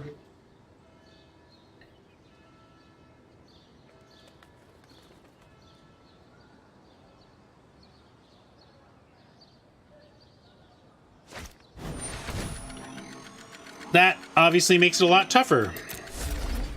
Huge point swing, adds an extra point to their clock, but most importantly sets us back by a full turn of our clock. So we're now looking for some removal answers.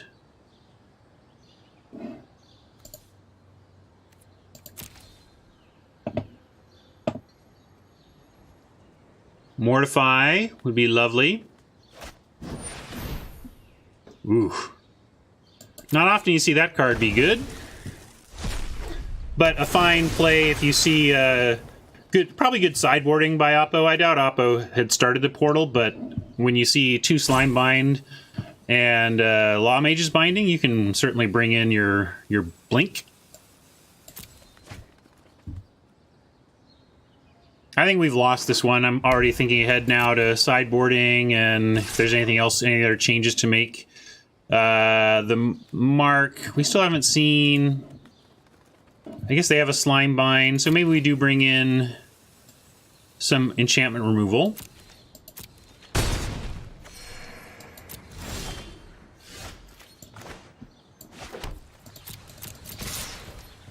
Oops. I was trying to skip through attacking. That was a UI click.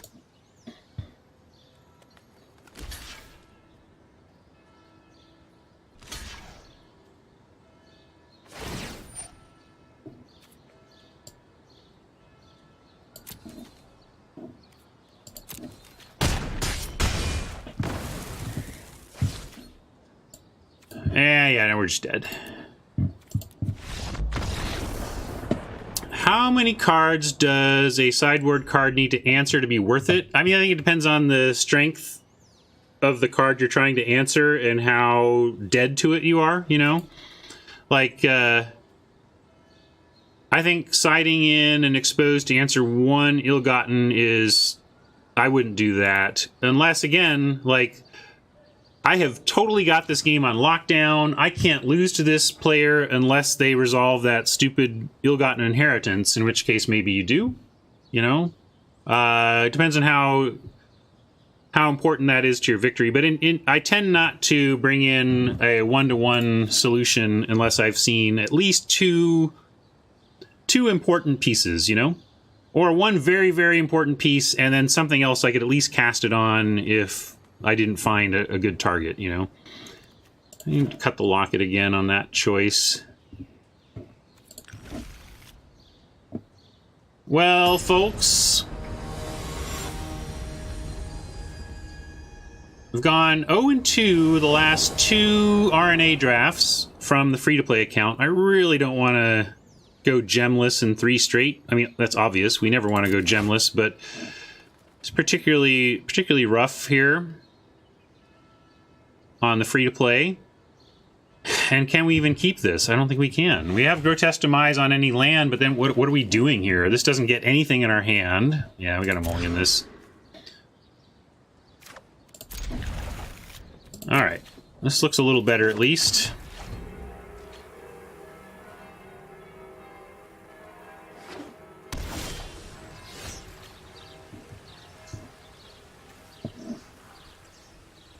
No, I don't like Quench unless I have to, or unless I'm really trying to win the game quickly and don't expect it to go long. If I think my game might go long, I really don't want to include Quench in my deck if I can help it.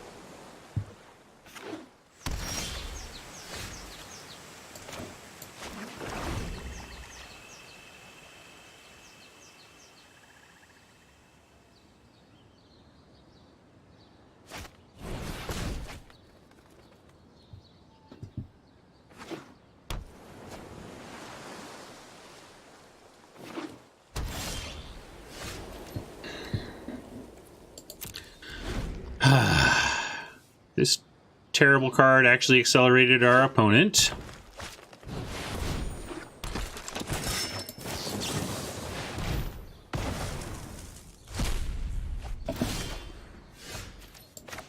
Alright. No life, but we'll go ahead and play it anyway.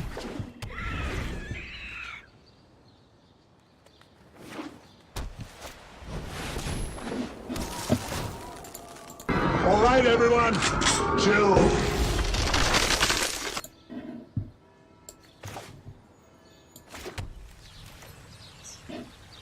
Well, we don't want to do that, do we?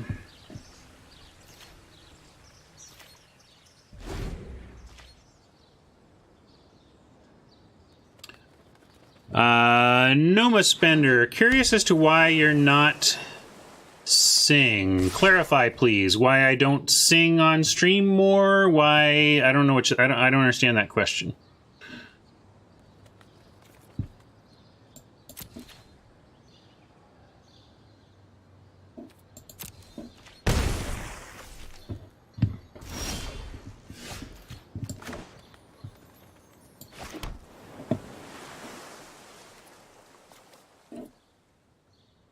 A lot of open mana. What do we want countered here? Chillbringer or Thrall?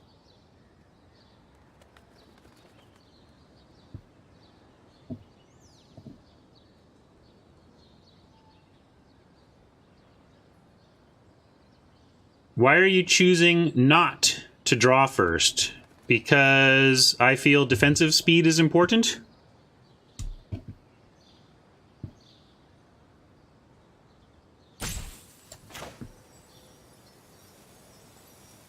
I guess we'll throw out the Thrall.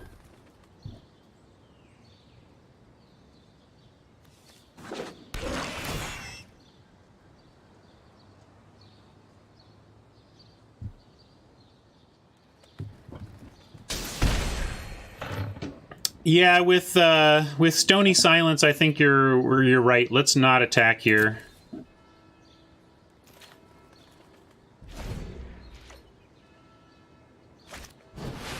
Jeez.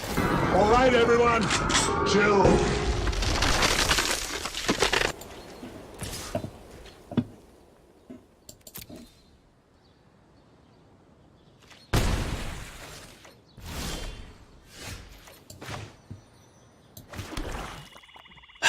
Well, now I'm going to try Warden. I don't feel like this is going to work the way we want it to, really.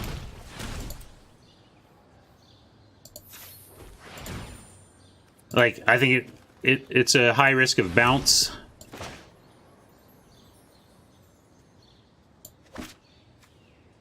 Yeah, you know what I mean. The Stony card.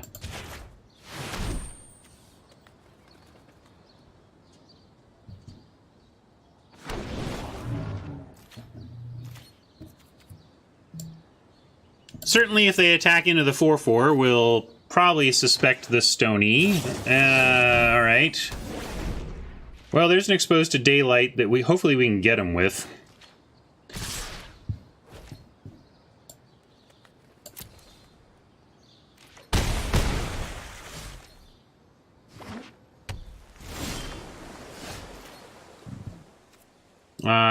We can't.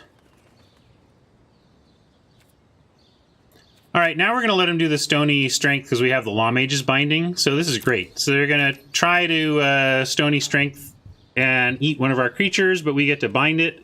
And then when they try to come in with the other one, we get to eat it with our Exposed to Daylight. So that's our plan here, is bind the thing that untaps to block here.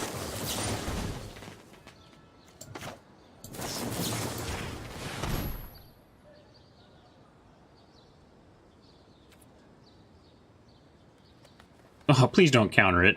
Okay, good.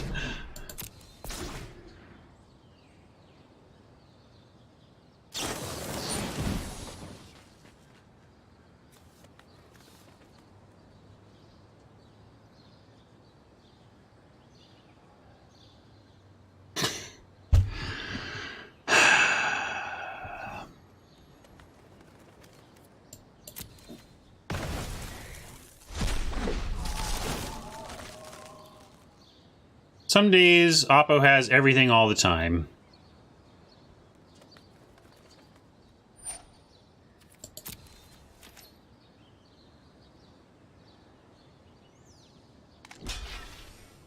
Okay. Wow. What? What was that about? Oh, because first strike. Sure. Never mind. I could not fathom why Oppo was offering to trade the Chillbringer instead of eat the Imp. And of course, they get to eat the Chillbringer. That's why. I was very confused, but that makes sense. All right. Now we get to eat him back, right?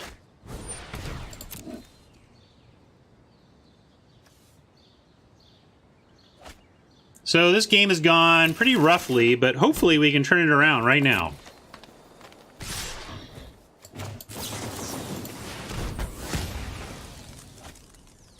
Ah, that's great too.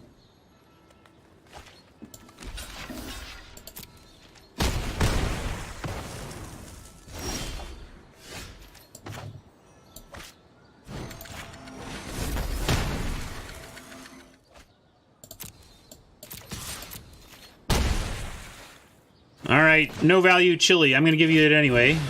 All right, everyone. Chill.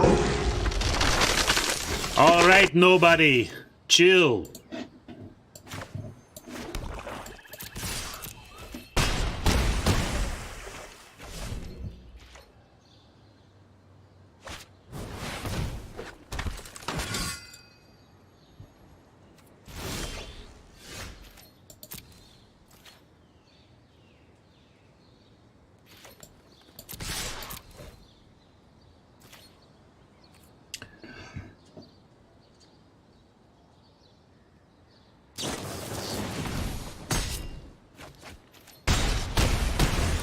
All right. Came away with one. Now let's get some gems.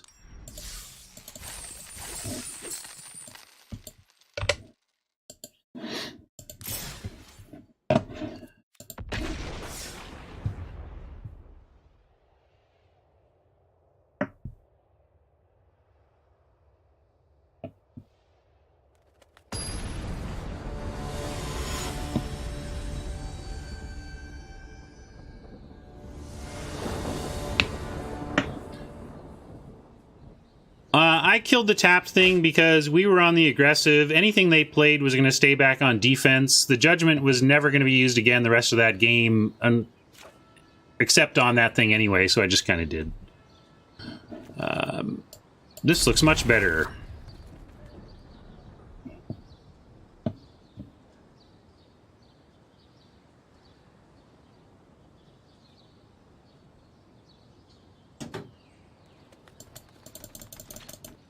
And Appa went to 5. Don't hate that.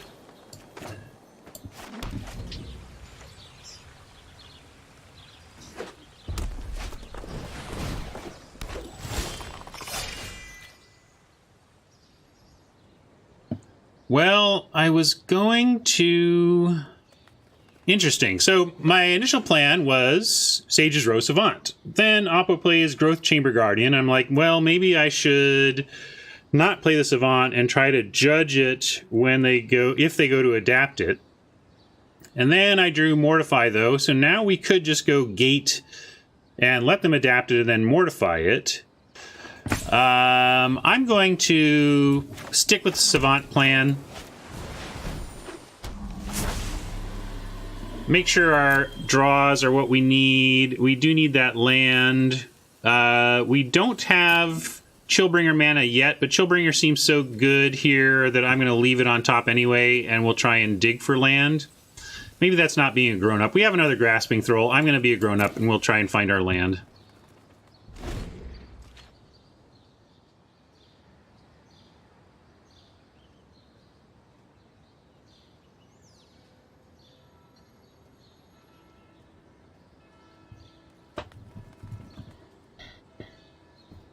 Appa not showing a land yet. Okay, there they go.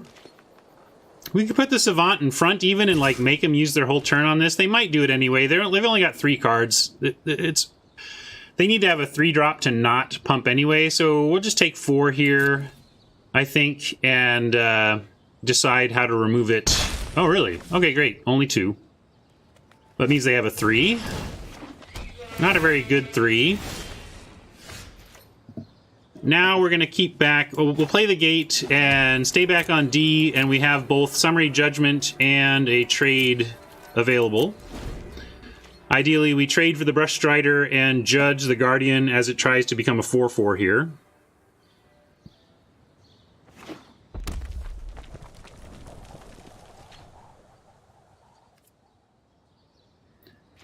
Swim down. I think if we didn't have the other Thrall, I would have kept the Chillbringer on top and it would have been okay. But since we have 2 5-mana 3/3 flyers, I think it was correct to go find the ability to cast them.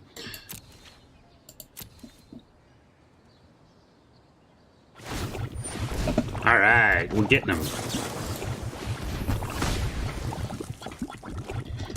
That's a great sequence for us. And there's the land we need to get our stuff online. We'll now start attacking ourselves. You can take that trade if they want. But with a courier coming, we have the blocking.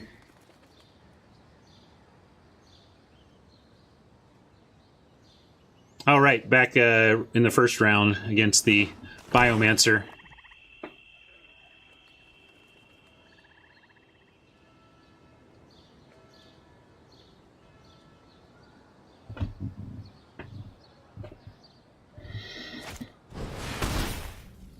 That's gonna...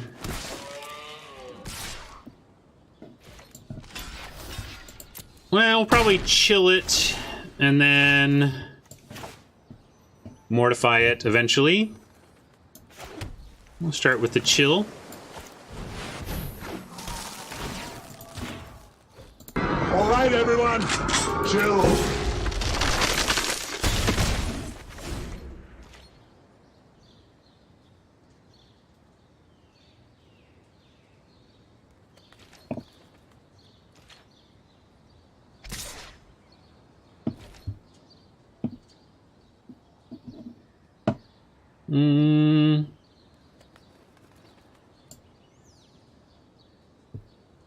No blocks. Yeah, I could have forced them to adapt. I thought they were going to anyway with the cards left in hand. And if we wanted an extra turn to assess the board, then that's fine. Because, you know, what if they play something that, because they don't adapt, they play something that we realize, oh, geez, we want to judgment that instead. I think you can make a fine case for your line, but I don't think it was a mistake necessarily not to force them to do that.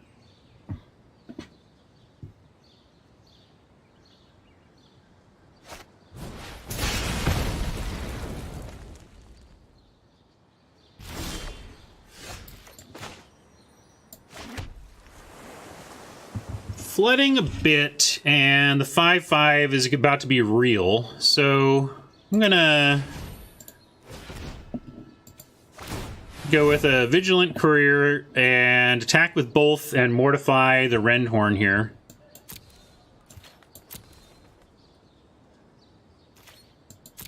We'll see where it goes today, Rob. If we lose this match, I'll probably start a Rick's draft. Yeah, but if this, if we keep going with this one and have some success, I'm just gonna do this one today. We'll see, though.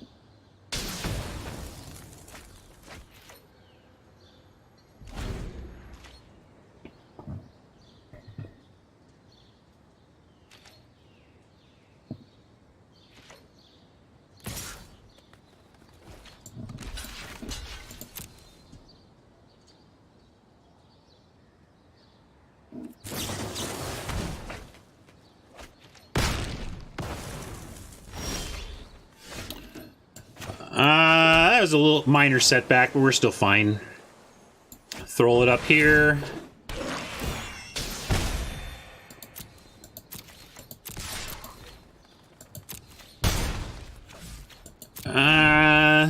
Might save the Slime Bind. Be a little more judicial with my removal here. Doesn't really matter if we take 3.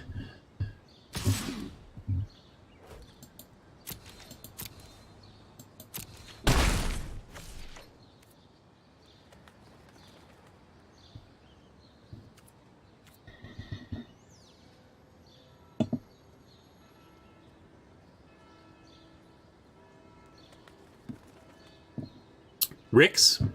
Seems like some people don't like Ricks. I like it. I like it a lot. Maybe I just like it a lot because Esper Control is like the best deck in the format, but I like it a lot. And glad we saved the Slime Bind. Here's what we use the Slime Bind on. Revels gets us a couple goodies.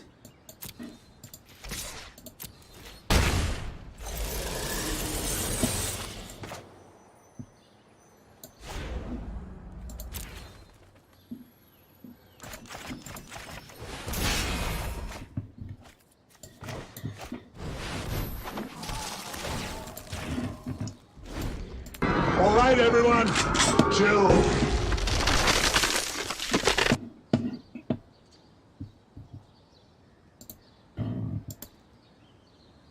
Yeah, it's hard to watch drafting of a format you're not pretty in tune with.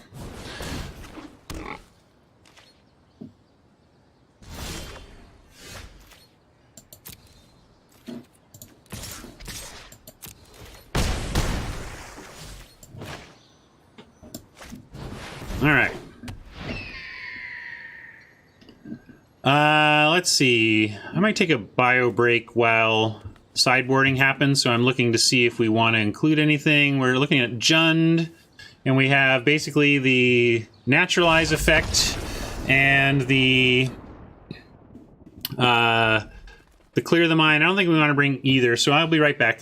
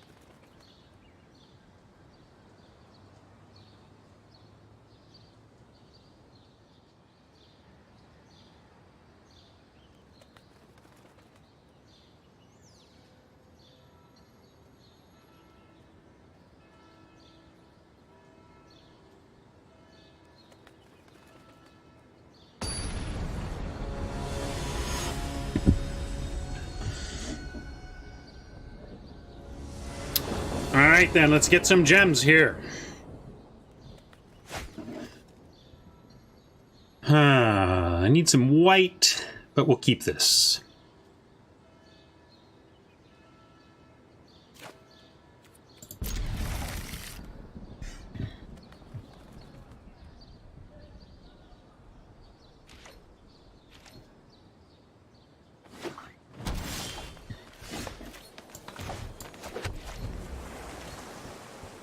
Locket gets us to some white, so that's nice.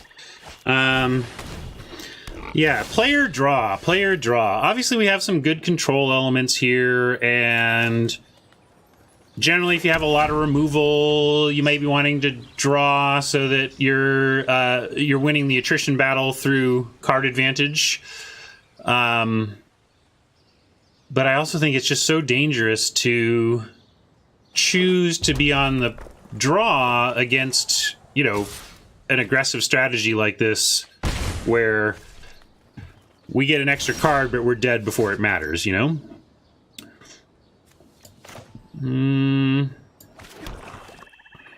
Glad they didn't do anything on 3, though. That's big help to us. Maybe means we can take the turn off here to lock it and set up 5 mana next turn, which allows for, Pontiff plus Mortify or Chillbringer. So I'm going to take a turn off since they didn't do anything here and accelerate our mana. They're pausing here, so let's note that they have a 3 mana instant speed spell of some kind.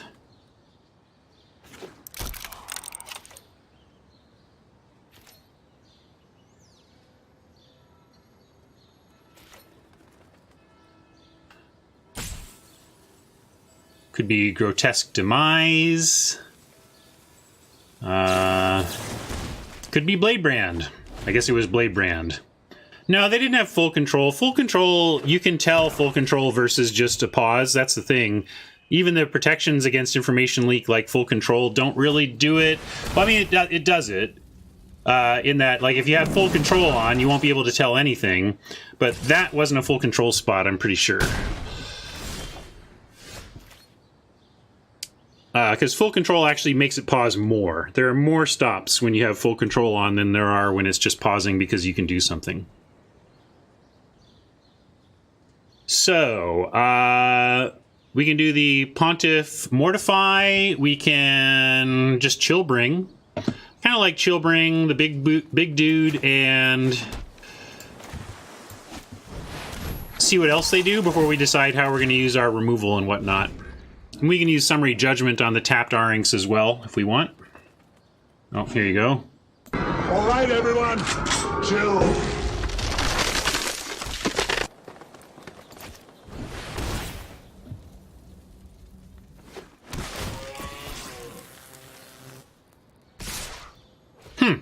Interesting. I understand what you're up to, but I think we can win this race. We're going to just take this and do some removing here. We have 5 mana. We're going to use Judgment and Mortify. So let's play the Gate, assuming we can do Judgment and Mortify, which we can. So we're going to play the Gate. And or we can Slime Bind and Judgment. That also works. Let's just do that.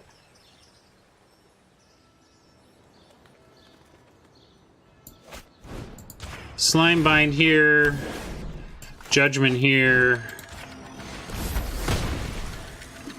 and I could stay back to threaten to eat the boar, but if they play something with 4, it's just going to attack and get us to 5 anyway, so I'm going to let that happen and count on the fact that we're going to be drawing cards and mortifying any big threat they play and Pontiffing to be able to trade with the boar.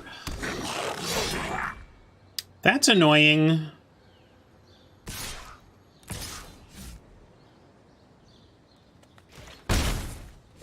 And we gotta see whether we need to...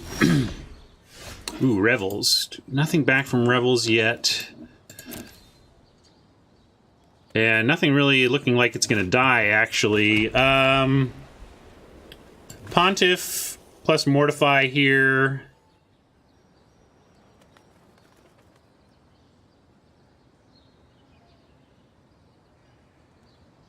I think we gotta go Pontiff, Mortify the Spewer, just because Pontiff can trade off with the boar.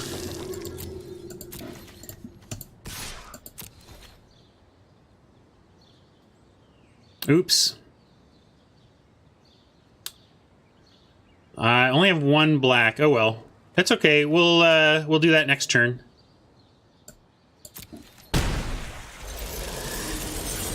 Yeah, that just means we're gonna lock it this turn. We already played. Did we play a land? We didn't play a land this turn though, so we could lock it now since we can't do anything else.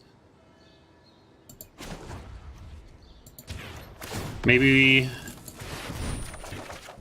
All right.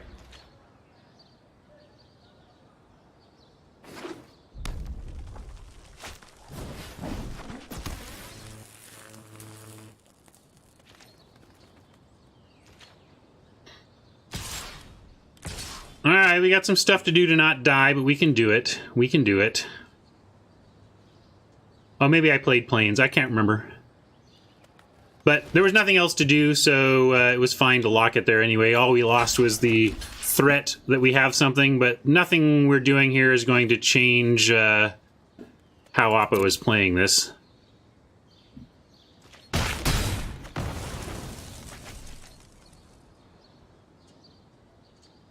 Five to 4. Okay, so we can judge that and mortify that, and then we're back to being okay-ish. Strange to Judgment a 1/1, but we can't really block it.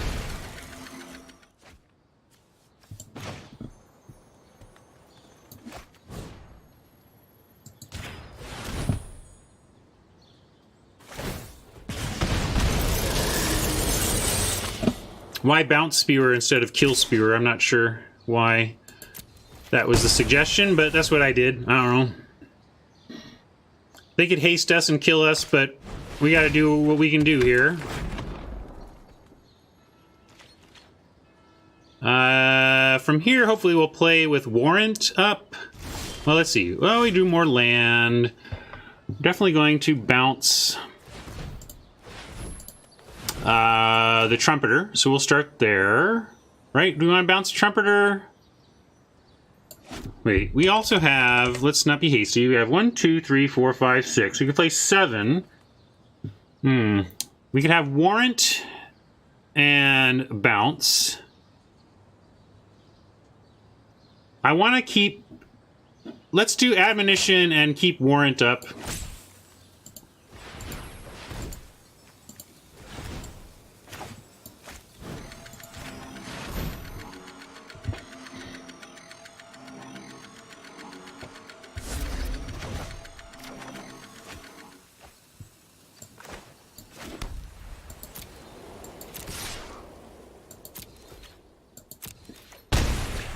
I said keep Warrant up, but we could play the Courier now, which at least provides a blocker. So I'm going to do this.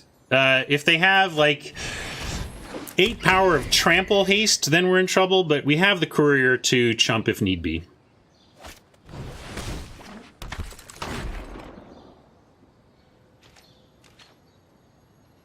And it does actually change our clock, so that's relevant as well. Chillbringer on 7 is a 3-turn clock. Chillbringer plus Courier is a 2-turn clock.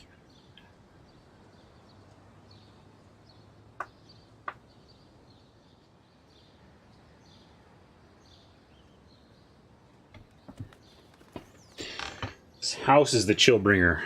Took my jacket off, now I'm cold again. Well, Oppo's tanking, that's always a good sign. Usually a good sign, I should say, not always.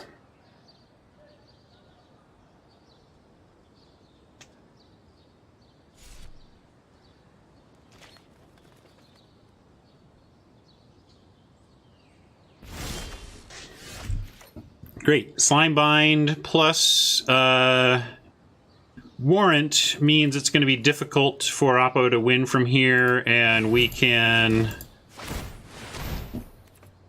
try to impose our 2-turn clock as planned.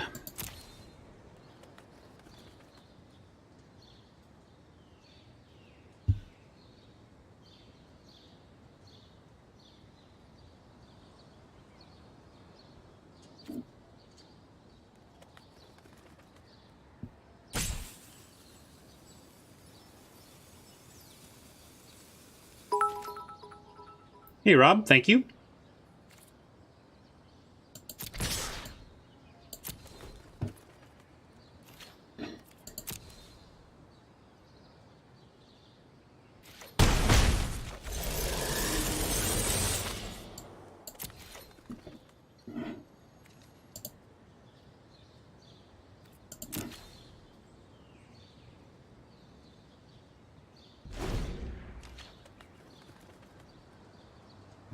They need removal, because their creatures are not going to deal us any damage this turn unless they do it without attacking somehow.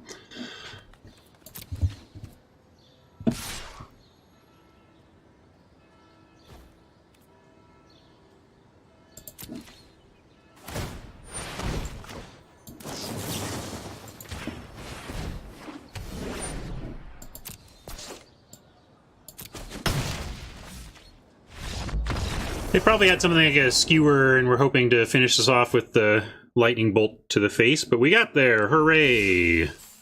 Off the schneid, we got some actual gem rewards from this event. Feels great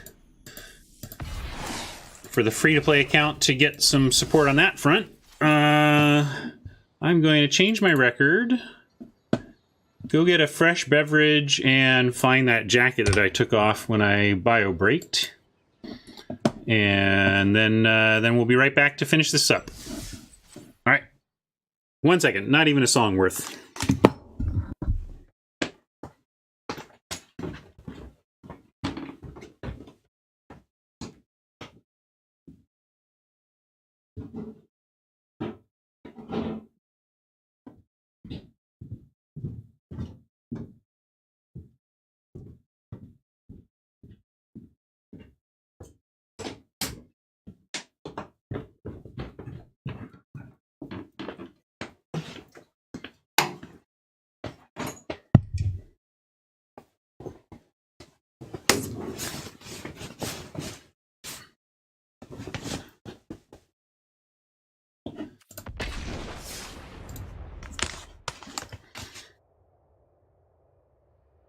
You doing okay, Cold Grits?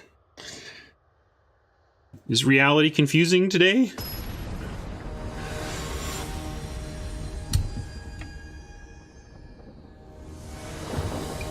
Maybe you're not watching live, and I'm just really lucky with my audio.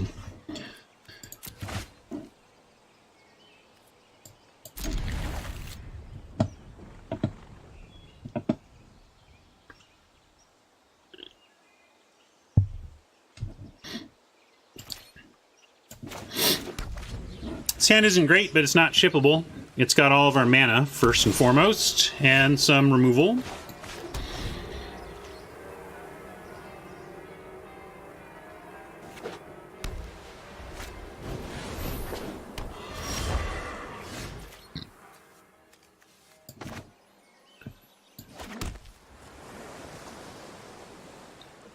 Not a great target, but what are we doing here? We gotta churn through our deck and find our threats.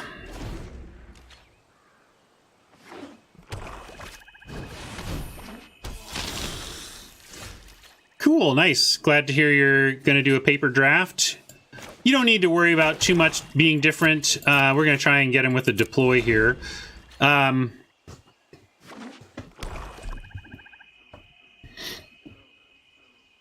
think if you played a lot of Arena, it's going to serve you just fine. The bots, of course, value things differently than humans, so there's going to be some of that difference. Gate decks are not as available in paper as they are on Arena. All right, we got him on that.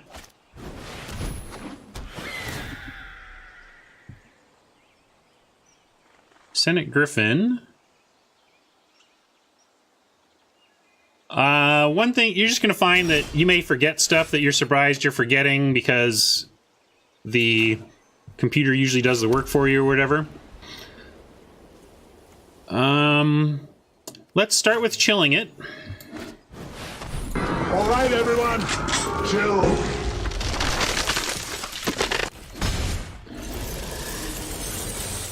And then we can slime bind it or judge it before it can trade with the Chillbringer.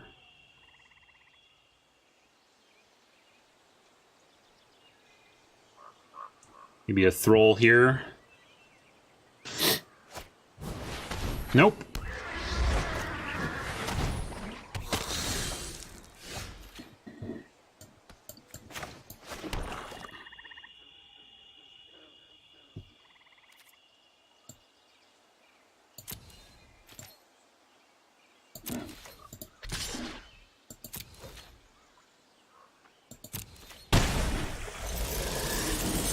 Nothing dead there yet. We can, with 3 mana, Judgment, Admonition, Slime Bind. Do I want to do any of those things?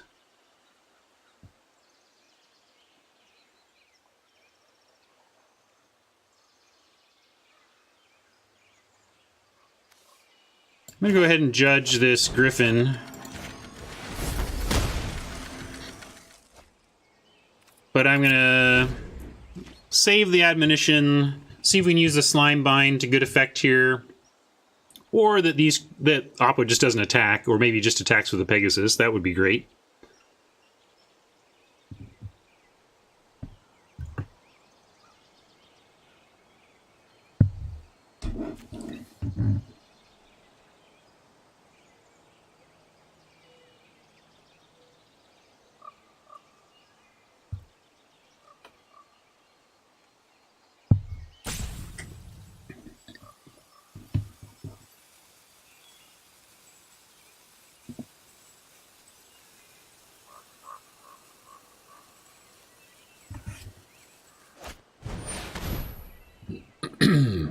What is it now? 2 to attack? Actually, we can pay that. We're only attacking with the Chillbringer. So that's no biggie.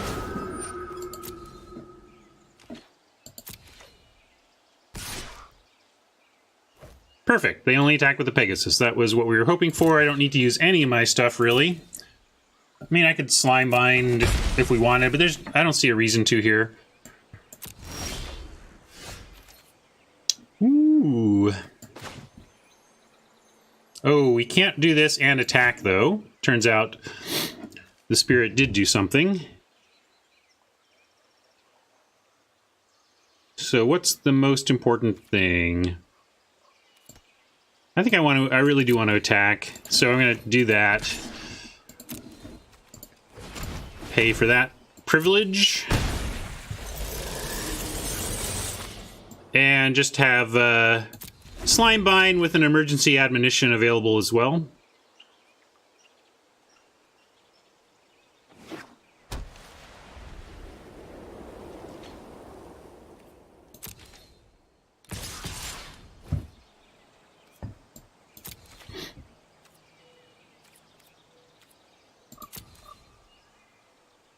No blocks do we bind.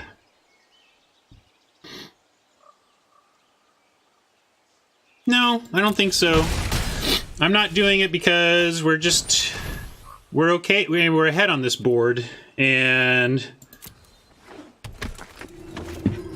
I'm not gonna get frisky with my removal here until we see a reason, because we're no longer ahead on board. Like, that was a pretty good follow-up play. Maybe that does make me want to put this down now. It's going to be... Let's see, we untap. And probably just chill bringing and nothing else.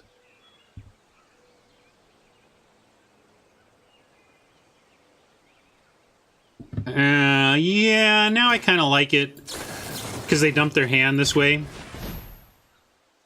And I'm doing it here because they're showing that this 1/1 is proving enough to hold back the vampire, so I'm assuming this block is still good.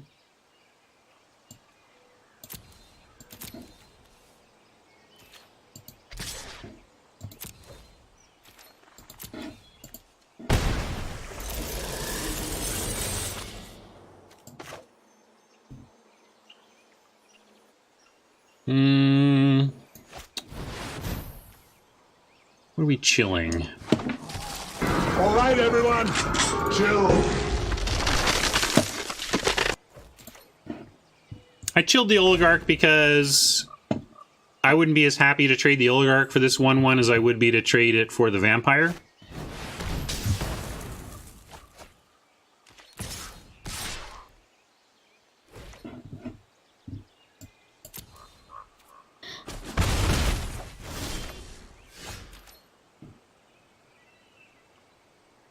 Now we get a reasonable... Well, I guess we only have the one creature in there. I want to get full value. We'll go... They have dead stuff, right? Yes, okay, so we'll do this.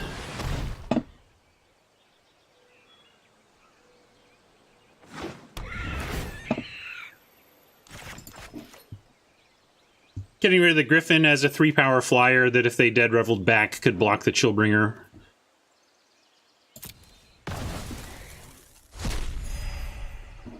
And still no need to dead revels.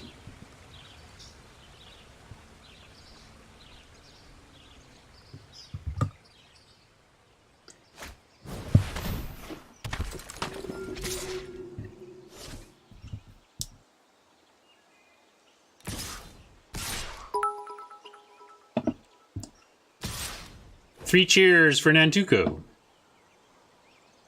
Yeah, we'll offer this one. And I kind of want to do this one because of the Dead Revel situation we got. Let's make him use the... It's a trade. Yeah, let's do this. I'm going to do this.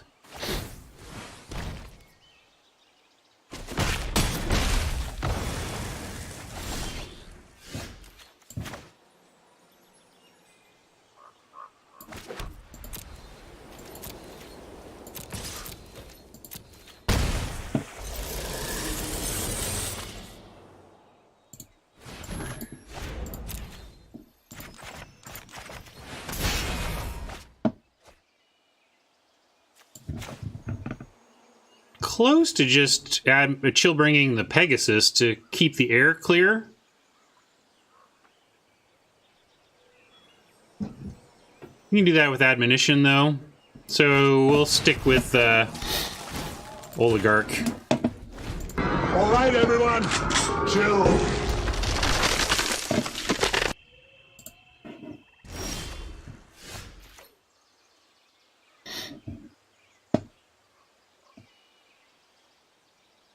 Looks like they're... Okay, so if they do the chump here, they go to 10 to 7, and then we play out another flyer, and we still present 7 in the air. So let's just let them make a chump here.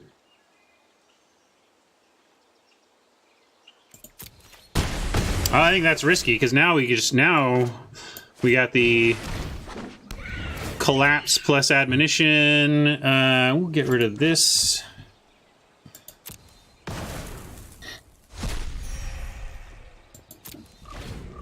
Now we got lethal next turn, and a collapse to back it up. And we don't even need the admonition to have lethal next turn.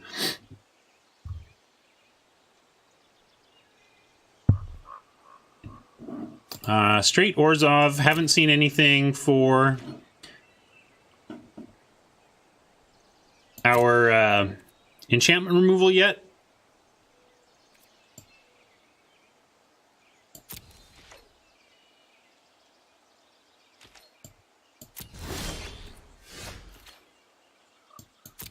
I could bounce the Pegasus, but we're lethal without bouncing the Pegasus, and we can thought collapse anything that they would do to prevent us from remaining lethal on this attack.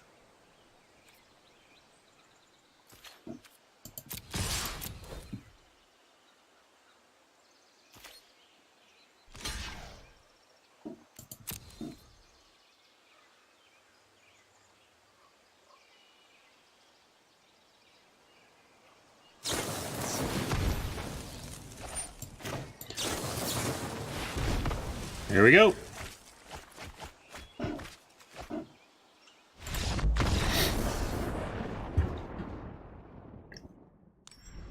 Their deck looks really good. Glad to get a win out of that. Didn't see anything. Didn't see an ill-gotten inheritance or anything. We do actually have one main deck enchantment removal. It's just we don't tend to want to use it for that purpose. And I don't think this is clear the mind territory, so we're sending it back.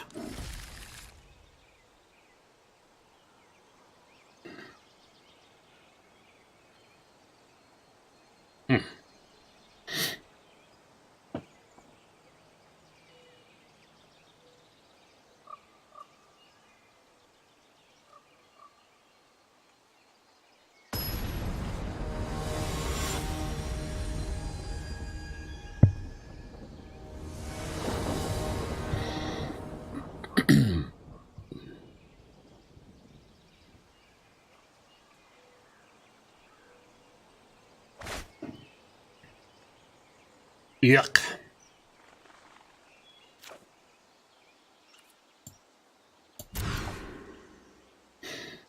Yuck in the other direction, but we can't go down to 5 off of this. We're going to try and not flood. Keeps us alive, we'll keep it.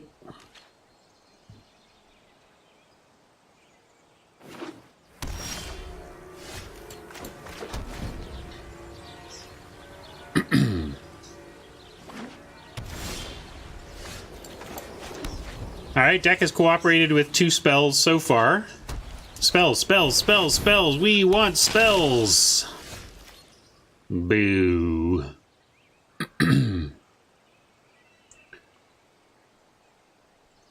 Well, I'm gonna gate. We have Slimebind or Judgment, we get to decide.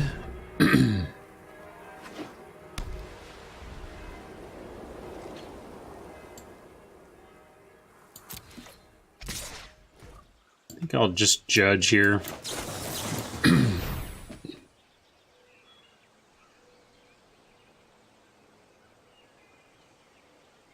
I mean, there's that white untap enchant or instant, but I can't believe we'd be facing that.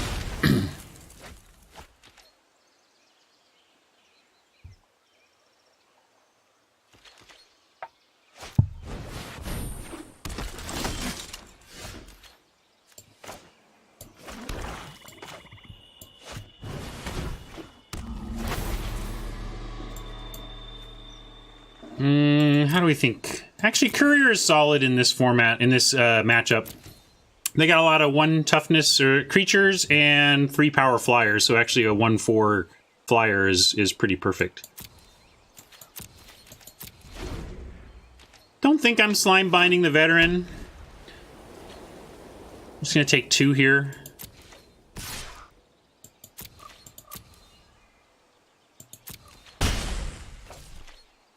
That could change in the future.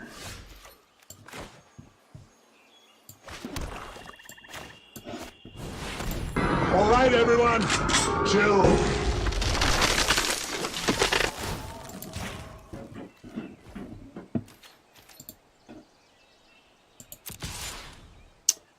What am I attacking into? 5 mana, whatever. It's just a Savant. You use whatever you've got on yield, Savant.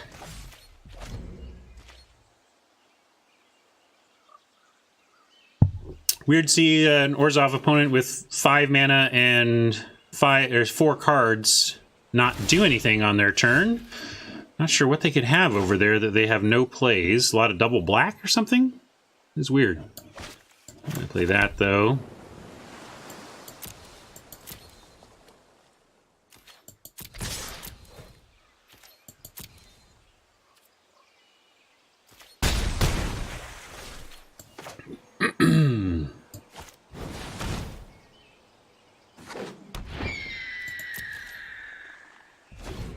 Wow. Back-to-back, no-play turns with 5 mana. What is up? Clearly they just drew that.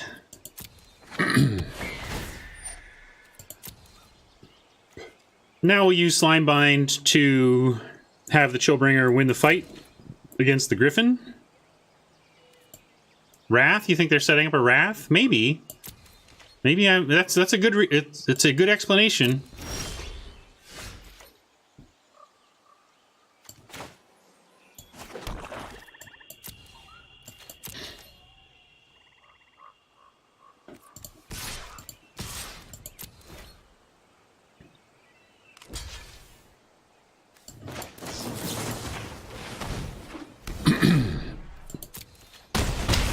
Well, we'll save the admonition, and if they Wrath, we get to bounce our Chili.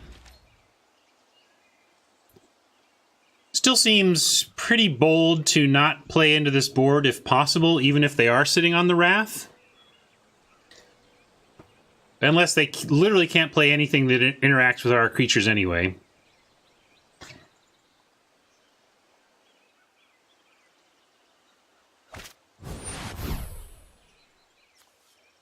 Okay.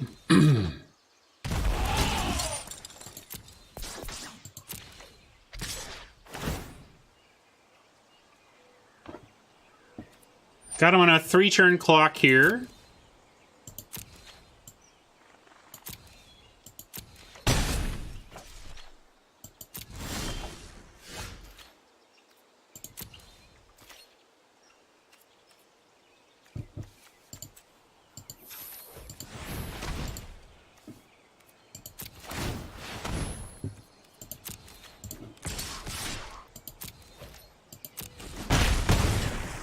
And we get the locket and still have the 3 mana to keep Arresters up in case we are facing a Wrath here.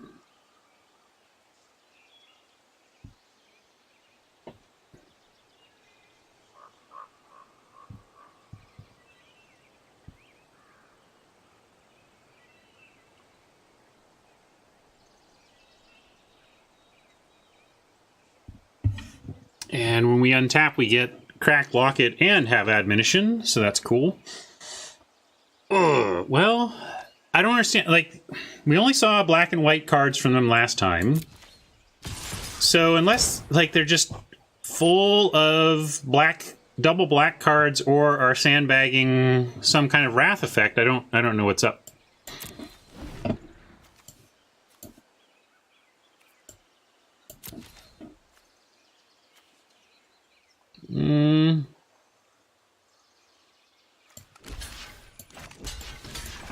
Try and take this guy out.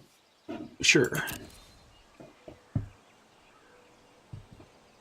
Not enough blue-white. Let's see. 1, 2. Oh, right. Mm-hmm. Mortify.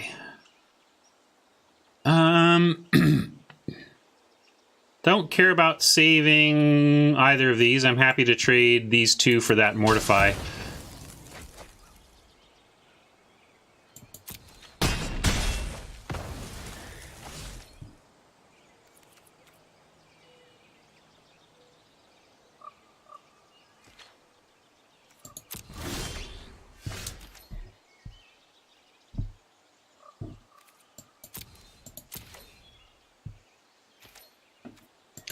That bodes well for us. The 3 life isn't going to hurt, and we get to put lethal, get to threaten lethal on him next turn.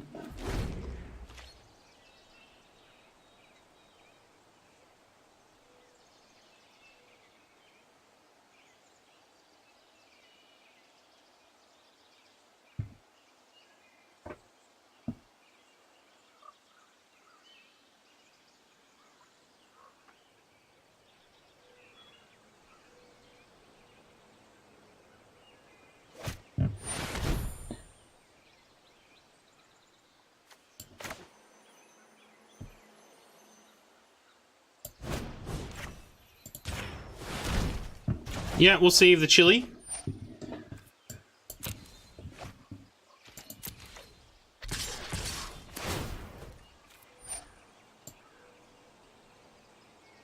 And we're just going to take all this and...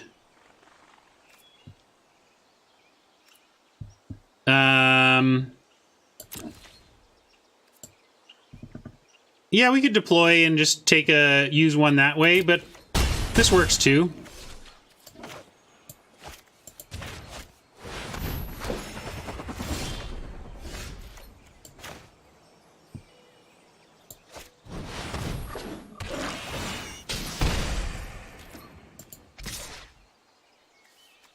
Oh, that's true. Yeah, it kills the largest creature anyway. So I didn't really think about it, but it wasn't really a play.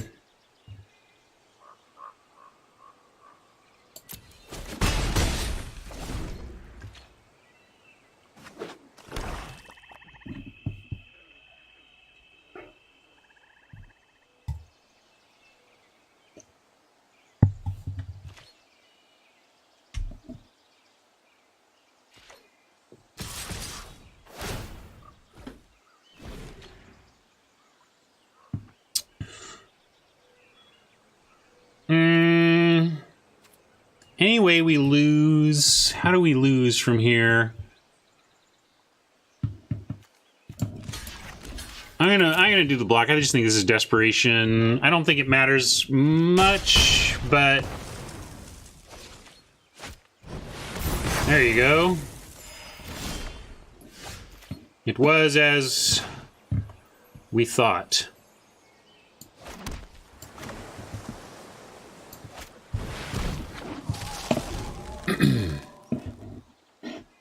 I'm not gonna give you a chill bringer because he didn't chill anything.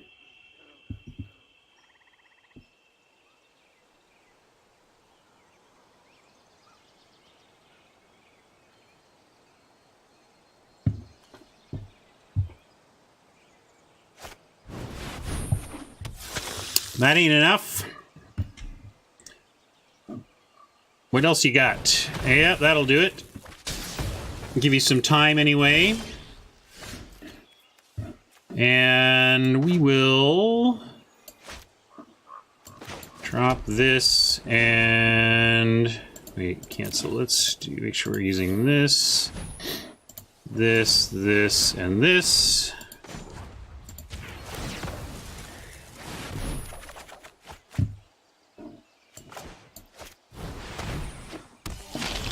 The Pontiff ain't much, but it's technically lethal. Alright, we got there. We'll do it this way.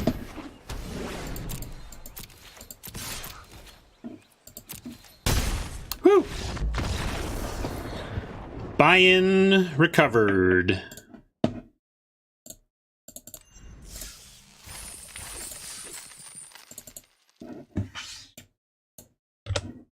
crawled our way to 3-1 after starting off 0-1 and staring at a possible 0-2. So it feels really great to be on the brink of another 0-2 and make it to buy-in back quantities. Fantastic.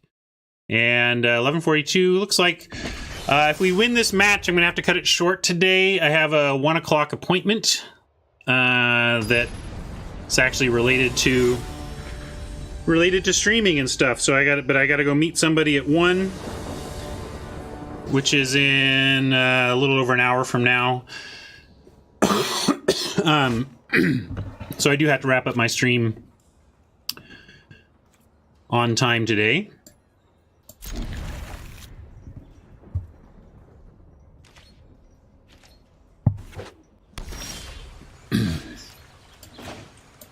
Try again on that sentence, Queen.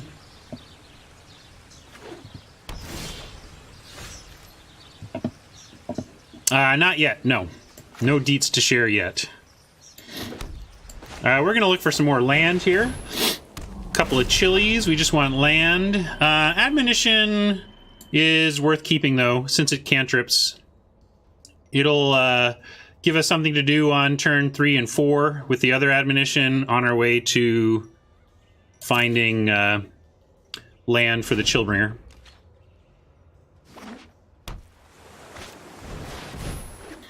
Sneaky. But we're going to send it back.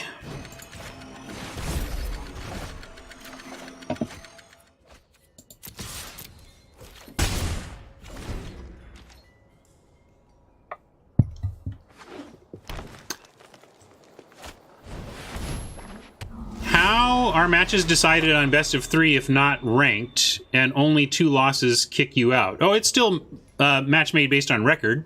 It's just that the record is, it's a 1-0, 0-1, 2-1, 2-0 type record, All right, we got our 5th land for all of our sweet 5 drops. And thinking maybe we just if we admonition, it sends it back again. Sure, let's send it back again. Why not? It was kind of the plan anyway. Tempo, tempo, tempo.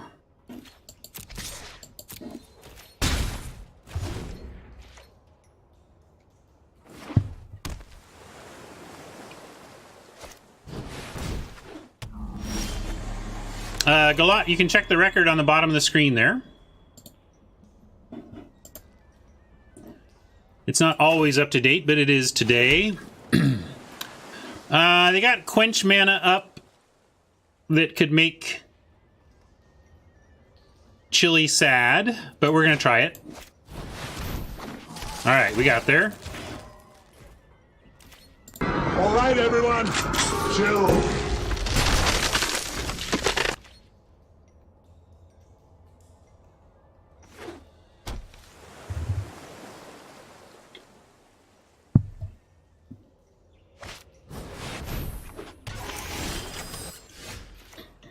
Gate Colossus is super serial, but we're going to chill bring that one, and then we have maybe Warrant to put it back on top. We'll just mess around with the Gate Colossus until hopefully our Chillbringers get there. All right, everyone, chill.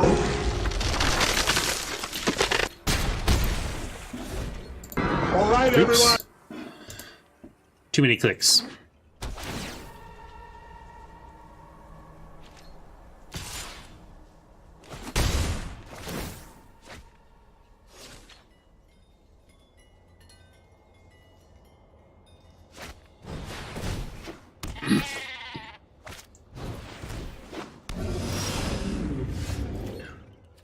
Really nice looking gate deck from Oppo here.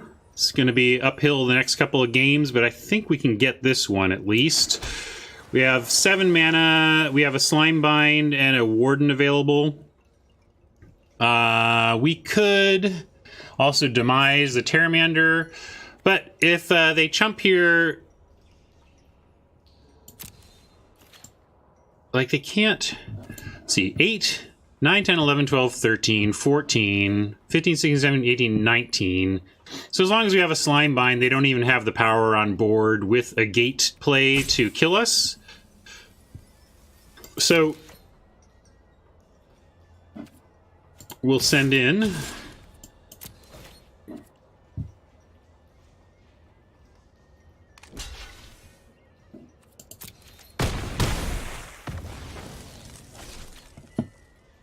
now. Maybe it makes more sense to leave, let's see, 4, we have 7 mana. We could have Demise and Slime Bind ready. Well, it's not like we just have one. Yeah, we'll just leave all this stuff ready. We can also do that and have one of our tools available.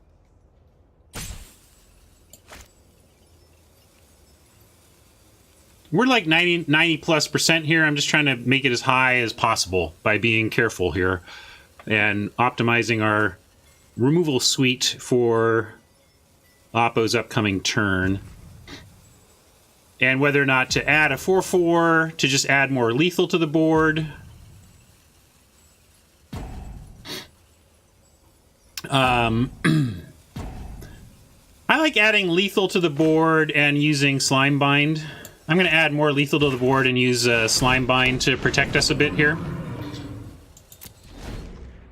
I'm not sure exactly what is the super best sequencing there.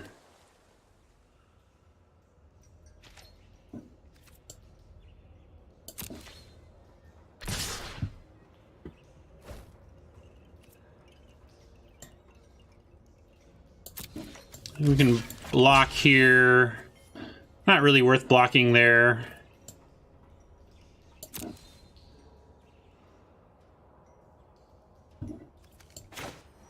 And find the Colossus.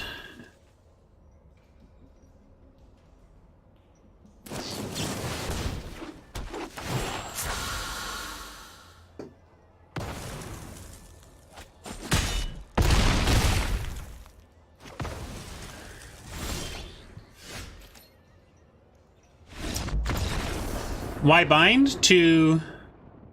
Why take it? What if they had something... what if their final card was a burn spell that finished us off? Why take it?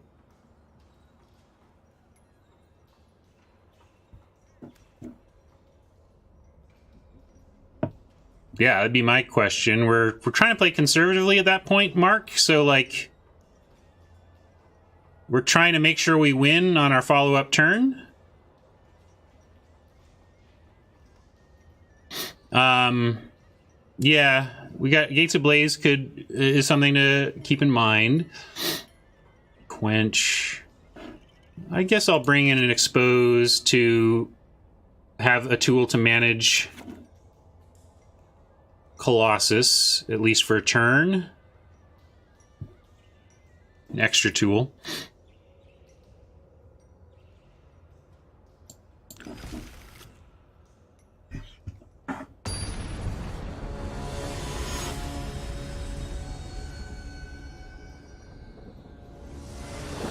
So, a serious question for you, Mark Rosewater. Why just take it? Why would you just take it there when they have access to red mana?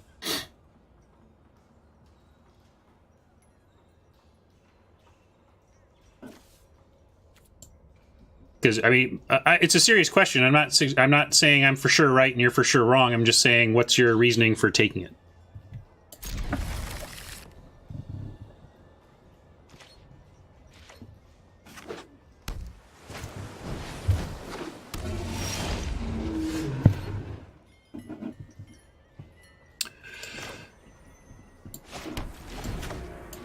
That's a intimidating start.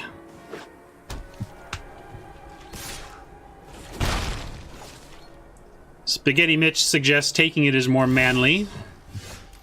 Is losing a game you could have won because you wanted to be manly? I know you're just joking, don't worry. We'll keep dropping gates, and maybe this deploy will get that Terramander. We'll see. That'd be nice.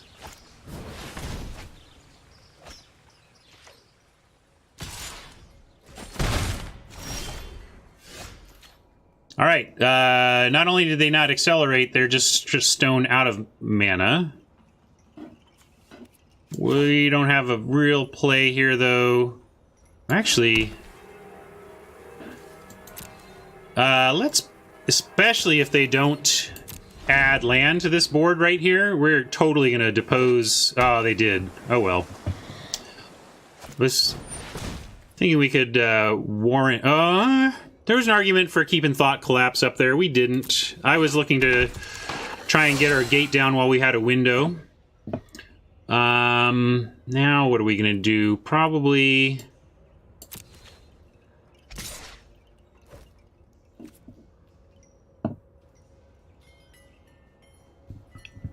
do we warrant this Pteramander now that they've got their third land? We make them draw it, make them replay it. We just lose out on Warden, which is a very real card.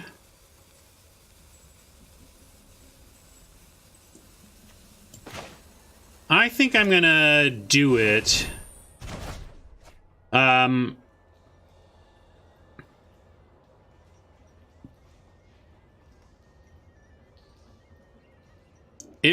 It's a sure thing that now they're not gonna draw. Oh, okay. Well, they're gonna get. Fair enough, Oppo. Fair enough. Oh, they don't even want their 1/1 back. Okay. That makes some sense. Well, we are going to...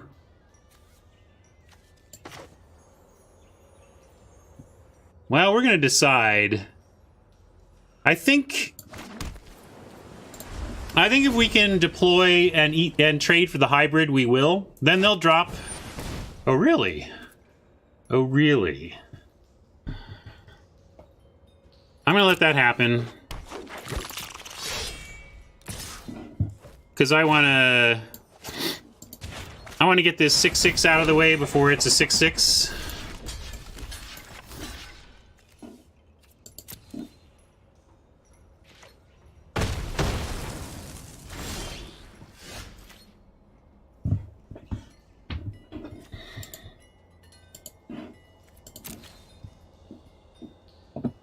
Mark, you are an opinionated fellow. You called my choice to deny my opponent from drawing their fourth land, or maybe you're just saying it's a waste because they it turned out to be a waste because of the incubation play. Are you suggesting that I wasted my play by my line? I'm not sure I understand. Mortify is great to find here, but I want to collapse the... we really want to collapse this engineer. Or mortify it.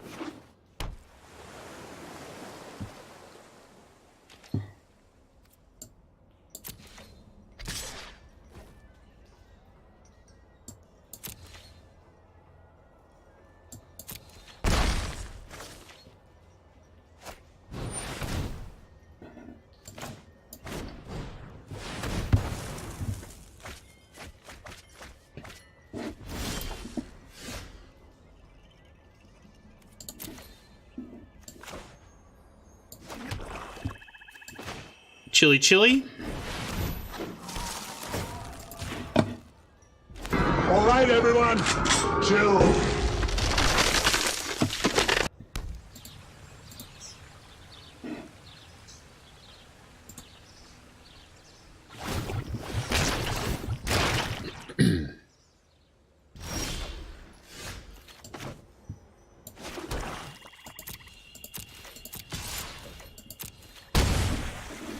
Let's just send it back here.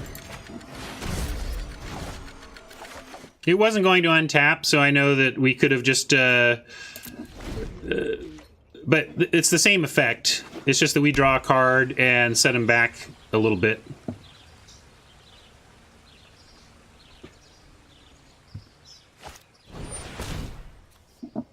Well, Colossus isn't way far out. What do you mean? He has missed two... interesting. Okay. Just give it a little bit of a wait, and apparently that's all it takes. Well, darn it. I wish I don't really quite have the time. Maybe I kind of do. Kind of sort of do.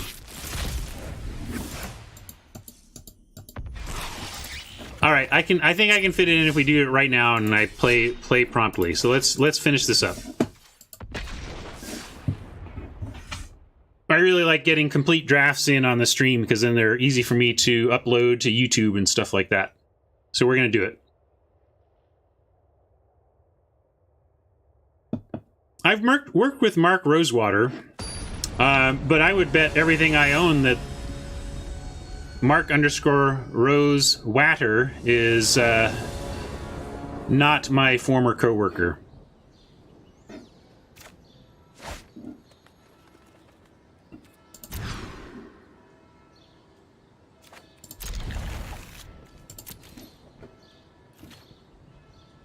Right on. Rare playset completed for Sheesh. Nothing but gems the extra way.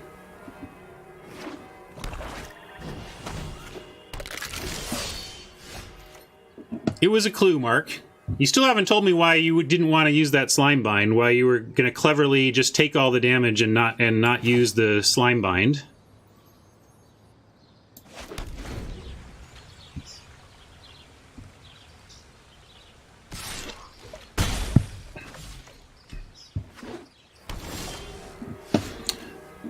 Gutter bones.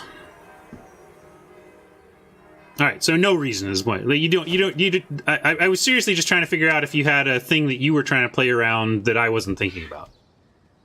But you just didn't see any risk and wanted to keep the removal just in... Basically, you wanted to keep the removal just in case, and I wanted to keep my life total high just in case. Does that sound like we were both kind of just in casing in different directions there? Gutter bones. I don't know if I care about you, Gutter Bones. I'm gonna wait and see what happens here. I'll probably demise it though, actually, because I don't want to turn on their jugglers or anything. And, you know, maybe I've set myself up if they have, like, the combat trick, but Orzhov doesn't really play combat tricks, do they? We'll see. Let's see if I screwed it up.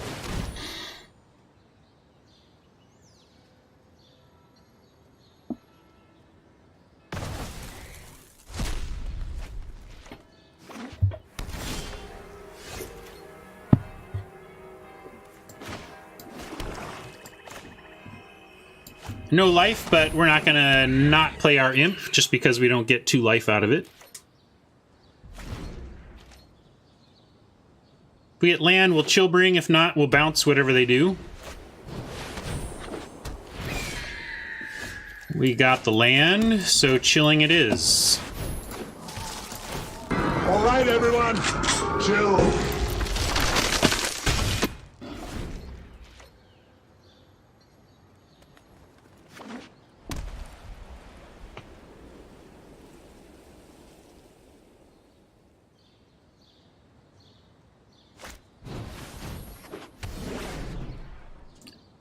Cool. I know what the plan is there. And we can even do it now and still have Mortify up, so that's nice.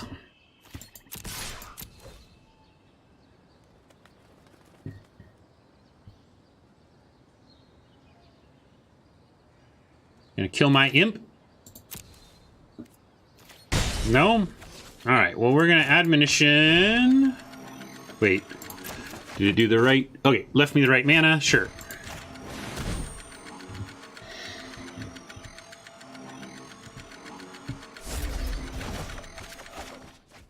Sweet. Alright. Play us something Mortify worthy. Or whatever, don't play another spell for the rest of the game. That works too.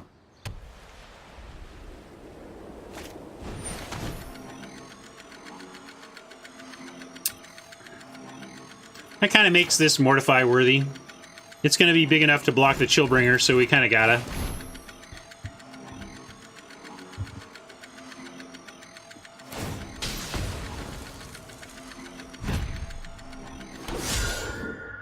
Ugh, that noise.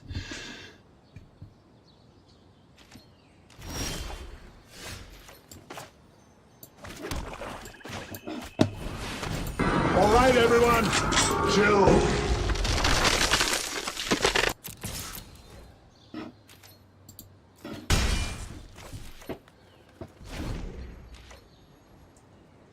Sometimes I gotta, like, play an Orzhov Guildgate and quickly do something that has, you know, the Orzhov, the annoying noise mechanic. We can just play all the annoying noises around here. Yeah, addendum and adapt should either fade out or somehow become less annoying. Oh, thanks, Dionysus. Yep, you got it this time.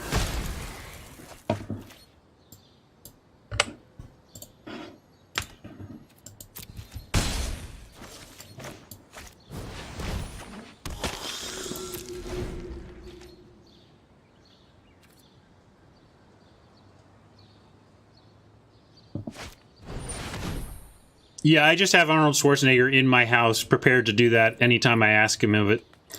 No, it's a button I click in my Streamlabs.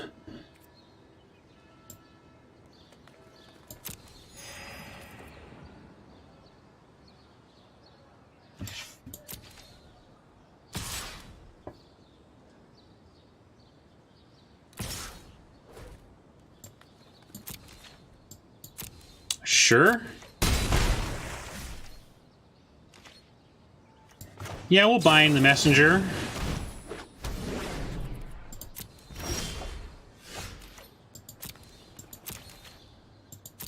Send and add ourselves a Sarah Angel.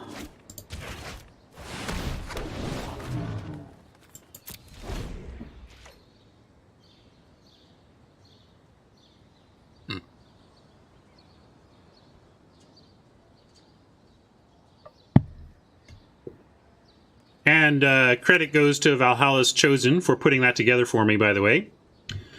The Chillbringer meme is from Valhalla's. Thank you again.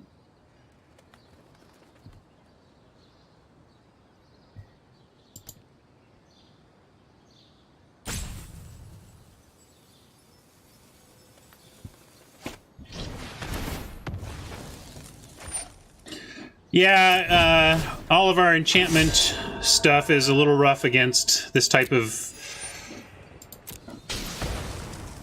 spell from Oppo, but our imp still gets through in the air.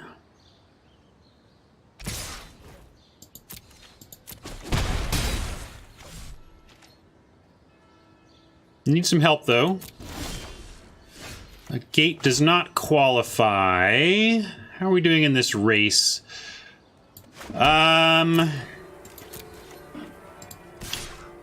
think Pontiff has to trade for the Orator, especially since the Orator is gaining some life.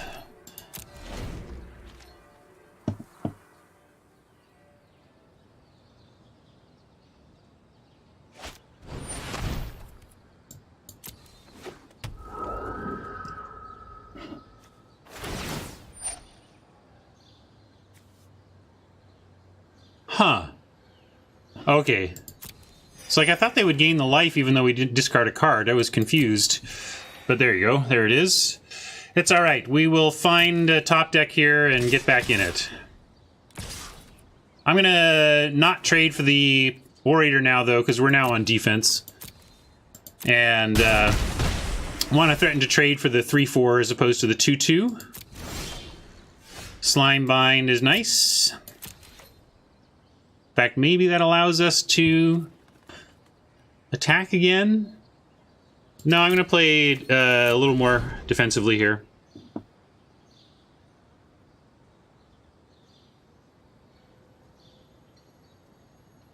Also, Valhalla, I'm really trying not to wake the Furnace Dragon anymore. It just... the little bit of a hum is not a big deal, like, to my ears or in general, but the hum and the microphone I have ends up creating this really bad sounding VOD file that I just I cannot accept. So I would rather be cold in a jacket than screw up my VODs.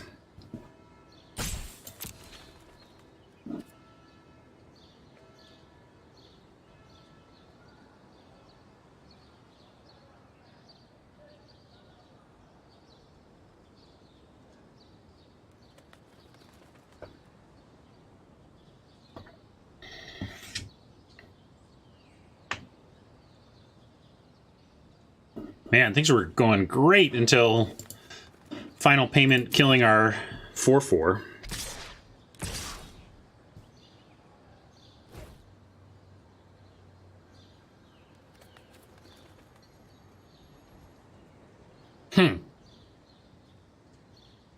What's going on here? I'm going to risk this block and see what Oppo has to do about it.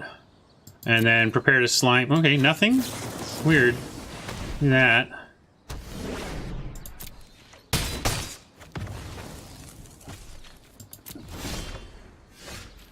Could use something besides gates, but that worked out all right. And can even attack with a Pontiff. You want to do both? Okay. I don't know what their last card is, but I'm okay with this.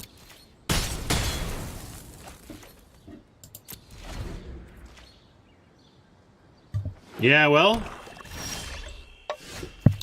hopefully. Ooh, let's do this correctly.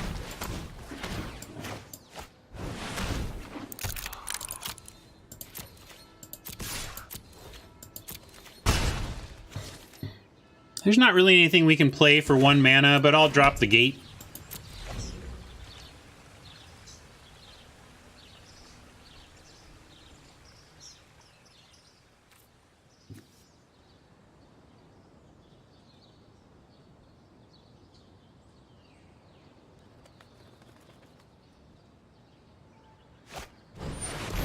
Ooh, so good for the Orzhov deck, the Dead Rebels. So good. Could make it real tough to win from here. We need to find some help.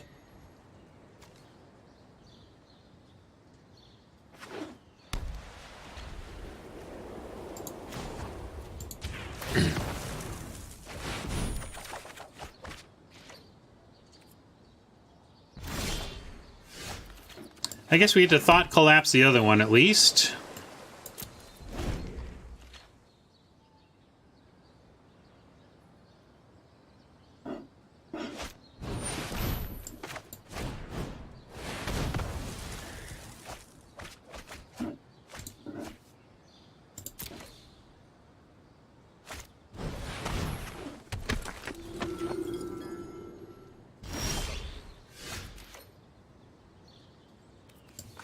Yeah, we'll send this up and get in for a couple. And even find some more action.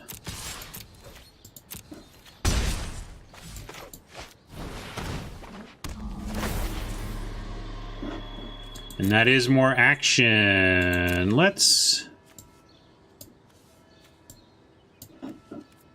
I don't know if Depose Deploy actually does anything good for us unless we can... Yeah, I actually don't like Depose Deploy in this situation. But we'll keep the judgments available.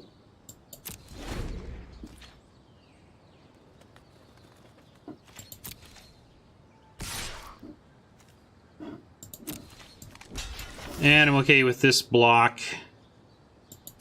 It's never getting through the Bell Haunt anyway. Yeah, they tangle with spirits, but that's almost part of my problem. I don't really want to spend a whole card to tangle with spirits when the Carrion Imp gets through them okay.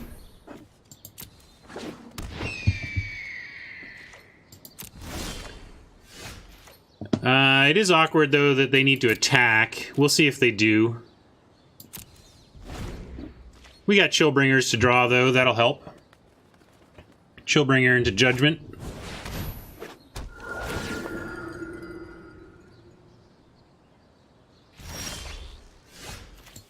Don't think we have any more card draw, but... and they've shown discard. I should just start sandbagging lands in case of more Bell Haunts or something. Oh, that's unlikely.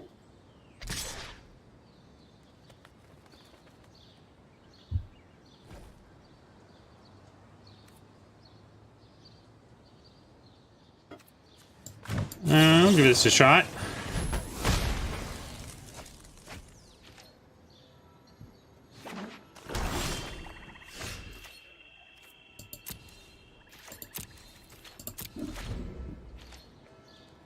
Chili B, we need you.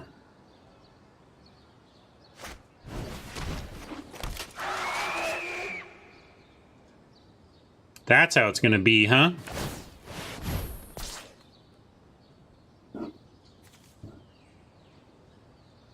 That could be effective. But we will maybe bring in our clear the mine sideboard plan if they're going to be main decking screaming shields and the like.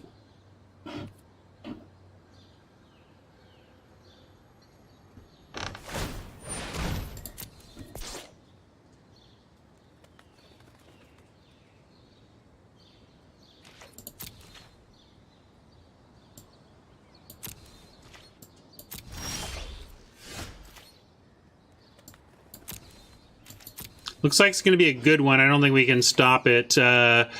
It's 3. Like, we might want to just scoop before they see any more.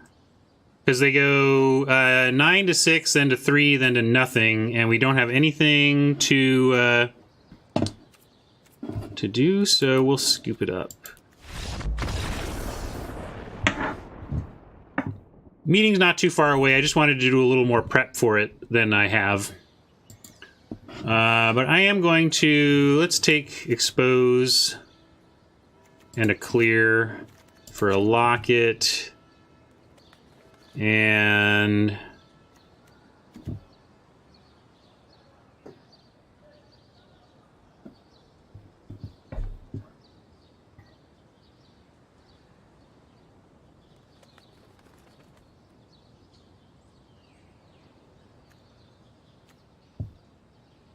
maybe 2 clears. We do 2 clears. Then we have to like take out an admonition. Maybe Savant. Let's try this.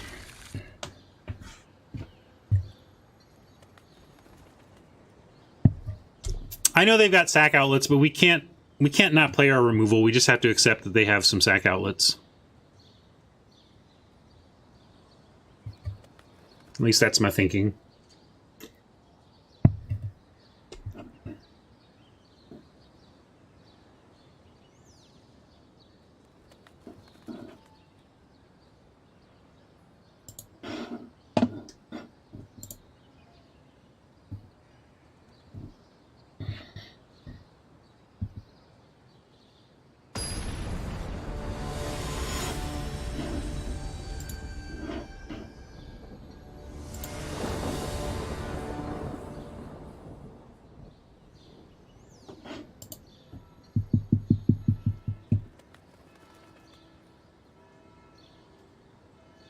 Yeah, I'm going to play first.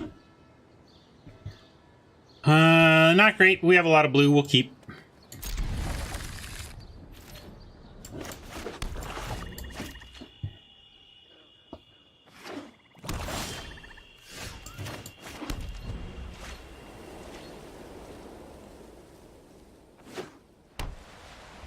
Land, land, land, land, land.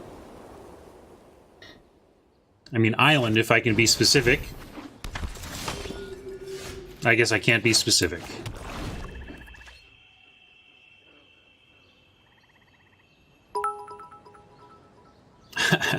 Thanks, Oni.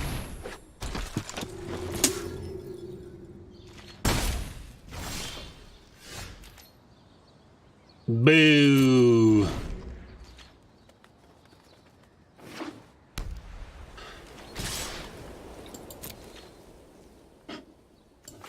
I guess we'll judge while we can judge.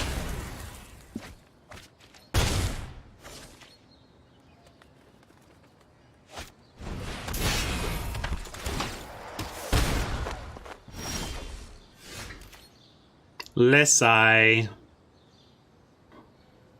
Aggro Orzhov with the old mill backup plan, I guess. Well, we didn't find our blue, and it may make this insurmountable.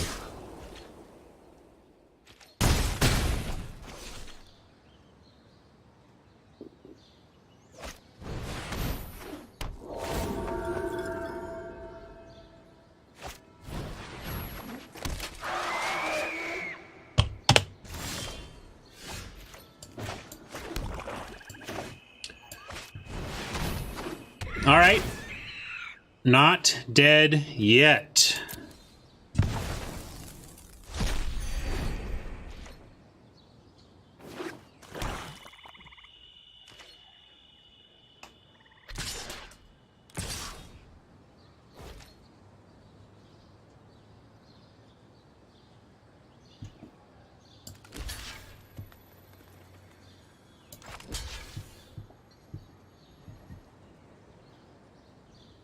Yeah, I think we have to do this now. Like, how do we win if we're just taking 3? We just can't.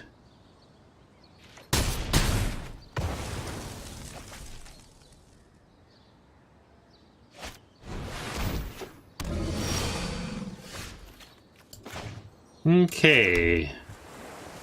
Let's see. We could chill. Do we have any 2 spell? We can slime bind and clear, but that doesn't do anything for us. We could Senate Courier and slime bind. That does. I think that's our...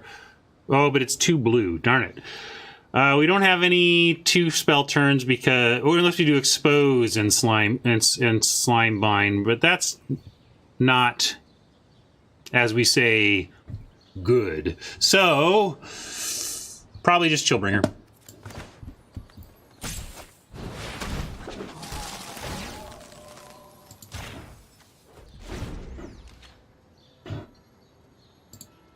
All right, everyone. Chill.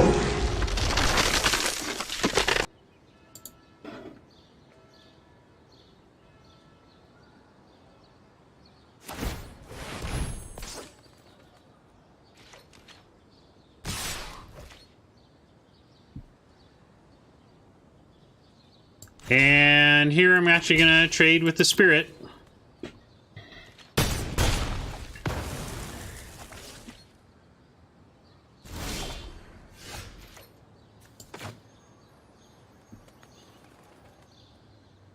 So, Catacomb is going to untap. So we've got to play the Courier to manage that side of things. And then... So the Courier is being played to manage the 3/7. And we'll take another 2 from the Oligarch. Unless they're going to kill my Courier.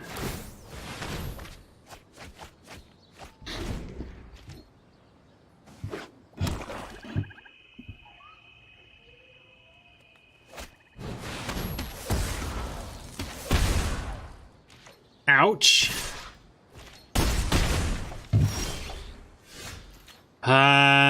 Now what can we do? Still only have the 1 blue. We can Thrall and live, but then we're in chump mode. We slime bind and we just can't cast anything else is the problem.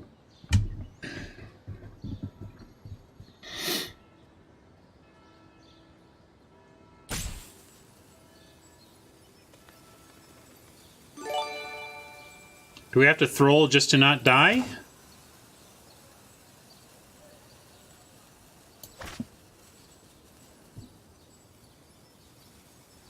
Thrall to not die, and then if we draw blue, we get to Slime Bind and Courier.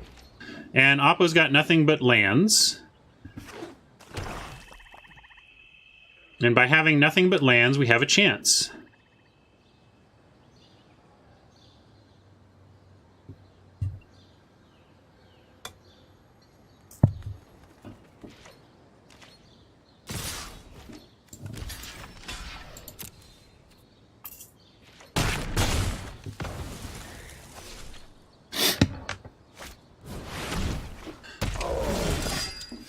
Nothing, Night of the Last Breath, they're very similar. We even drew our island, that's too bad.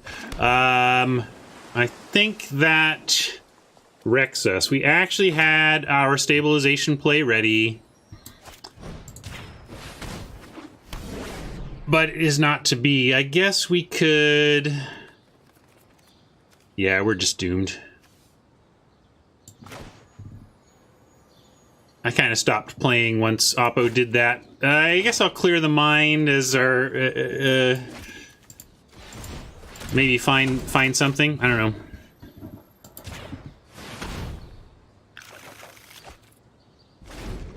All right. Not bad. We were on the brink of no gems at all and pulled back to a 4-2 to get us some profit. So I like it. We'll take it. Solid performance for a deck that I was like iffy on. We started down a gate path that didn't really materialize and didn't have much to work with in our board, but the main deck was enough to get there for 4 wins. So sweet. Take it.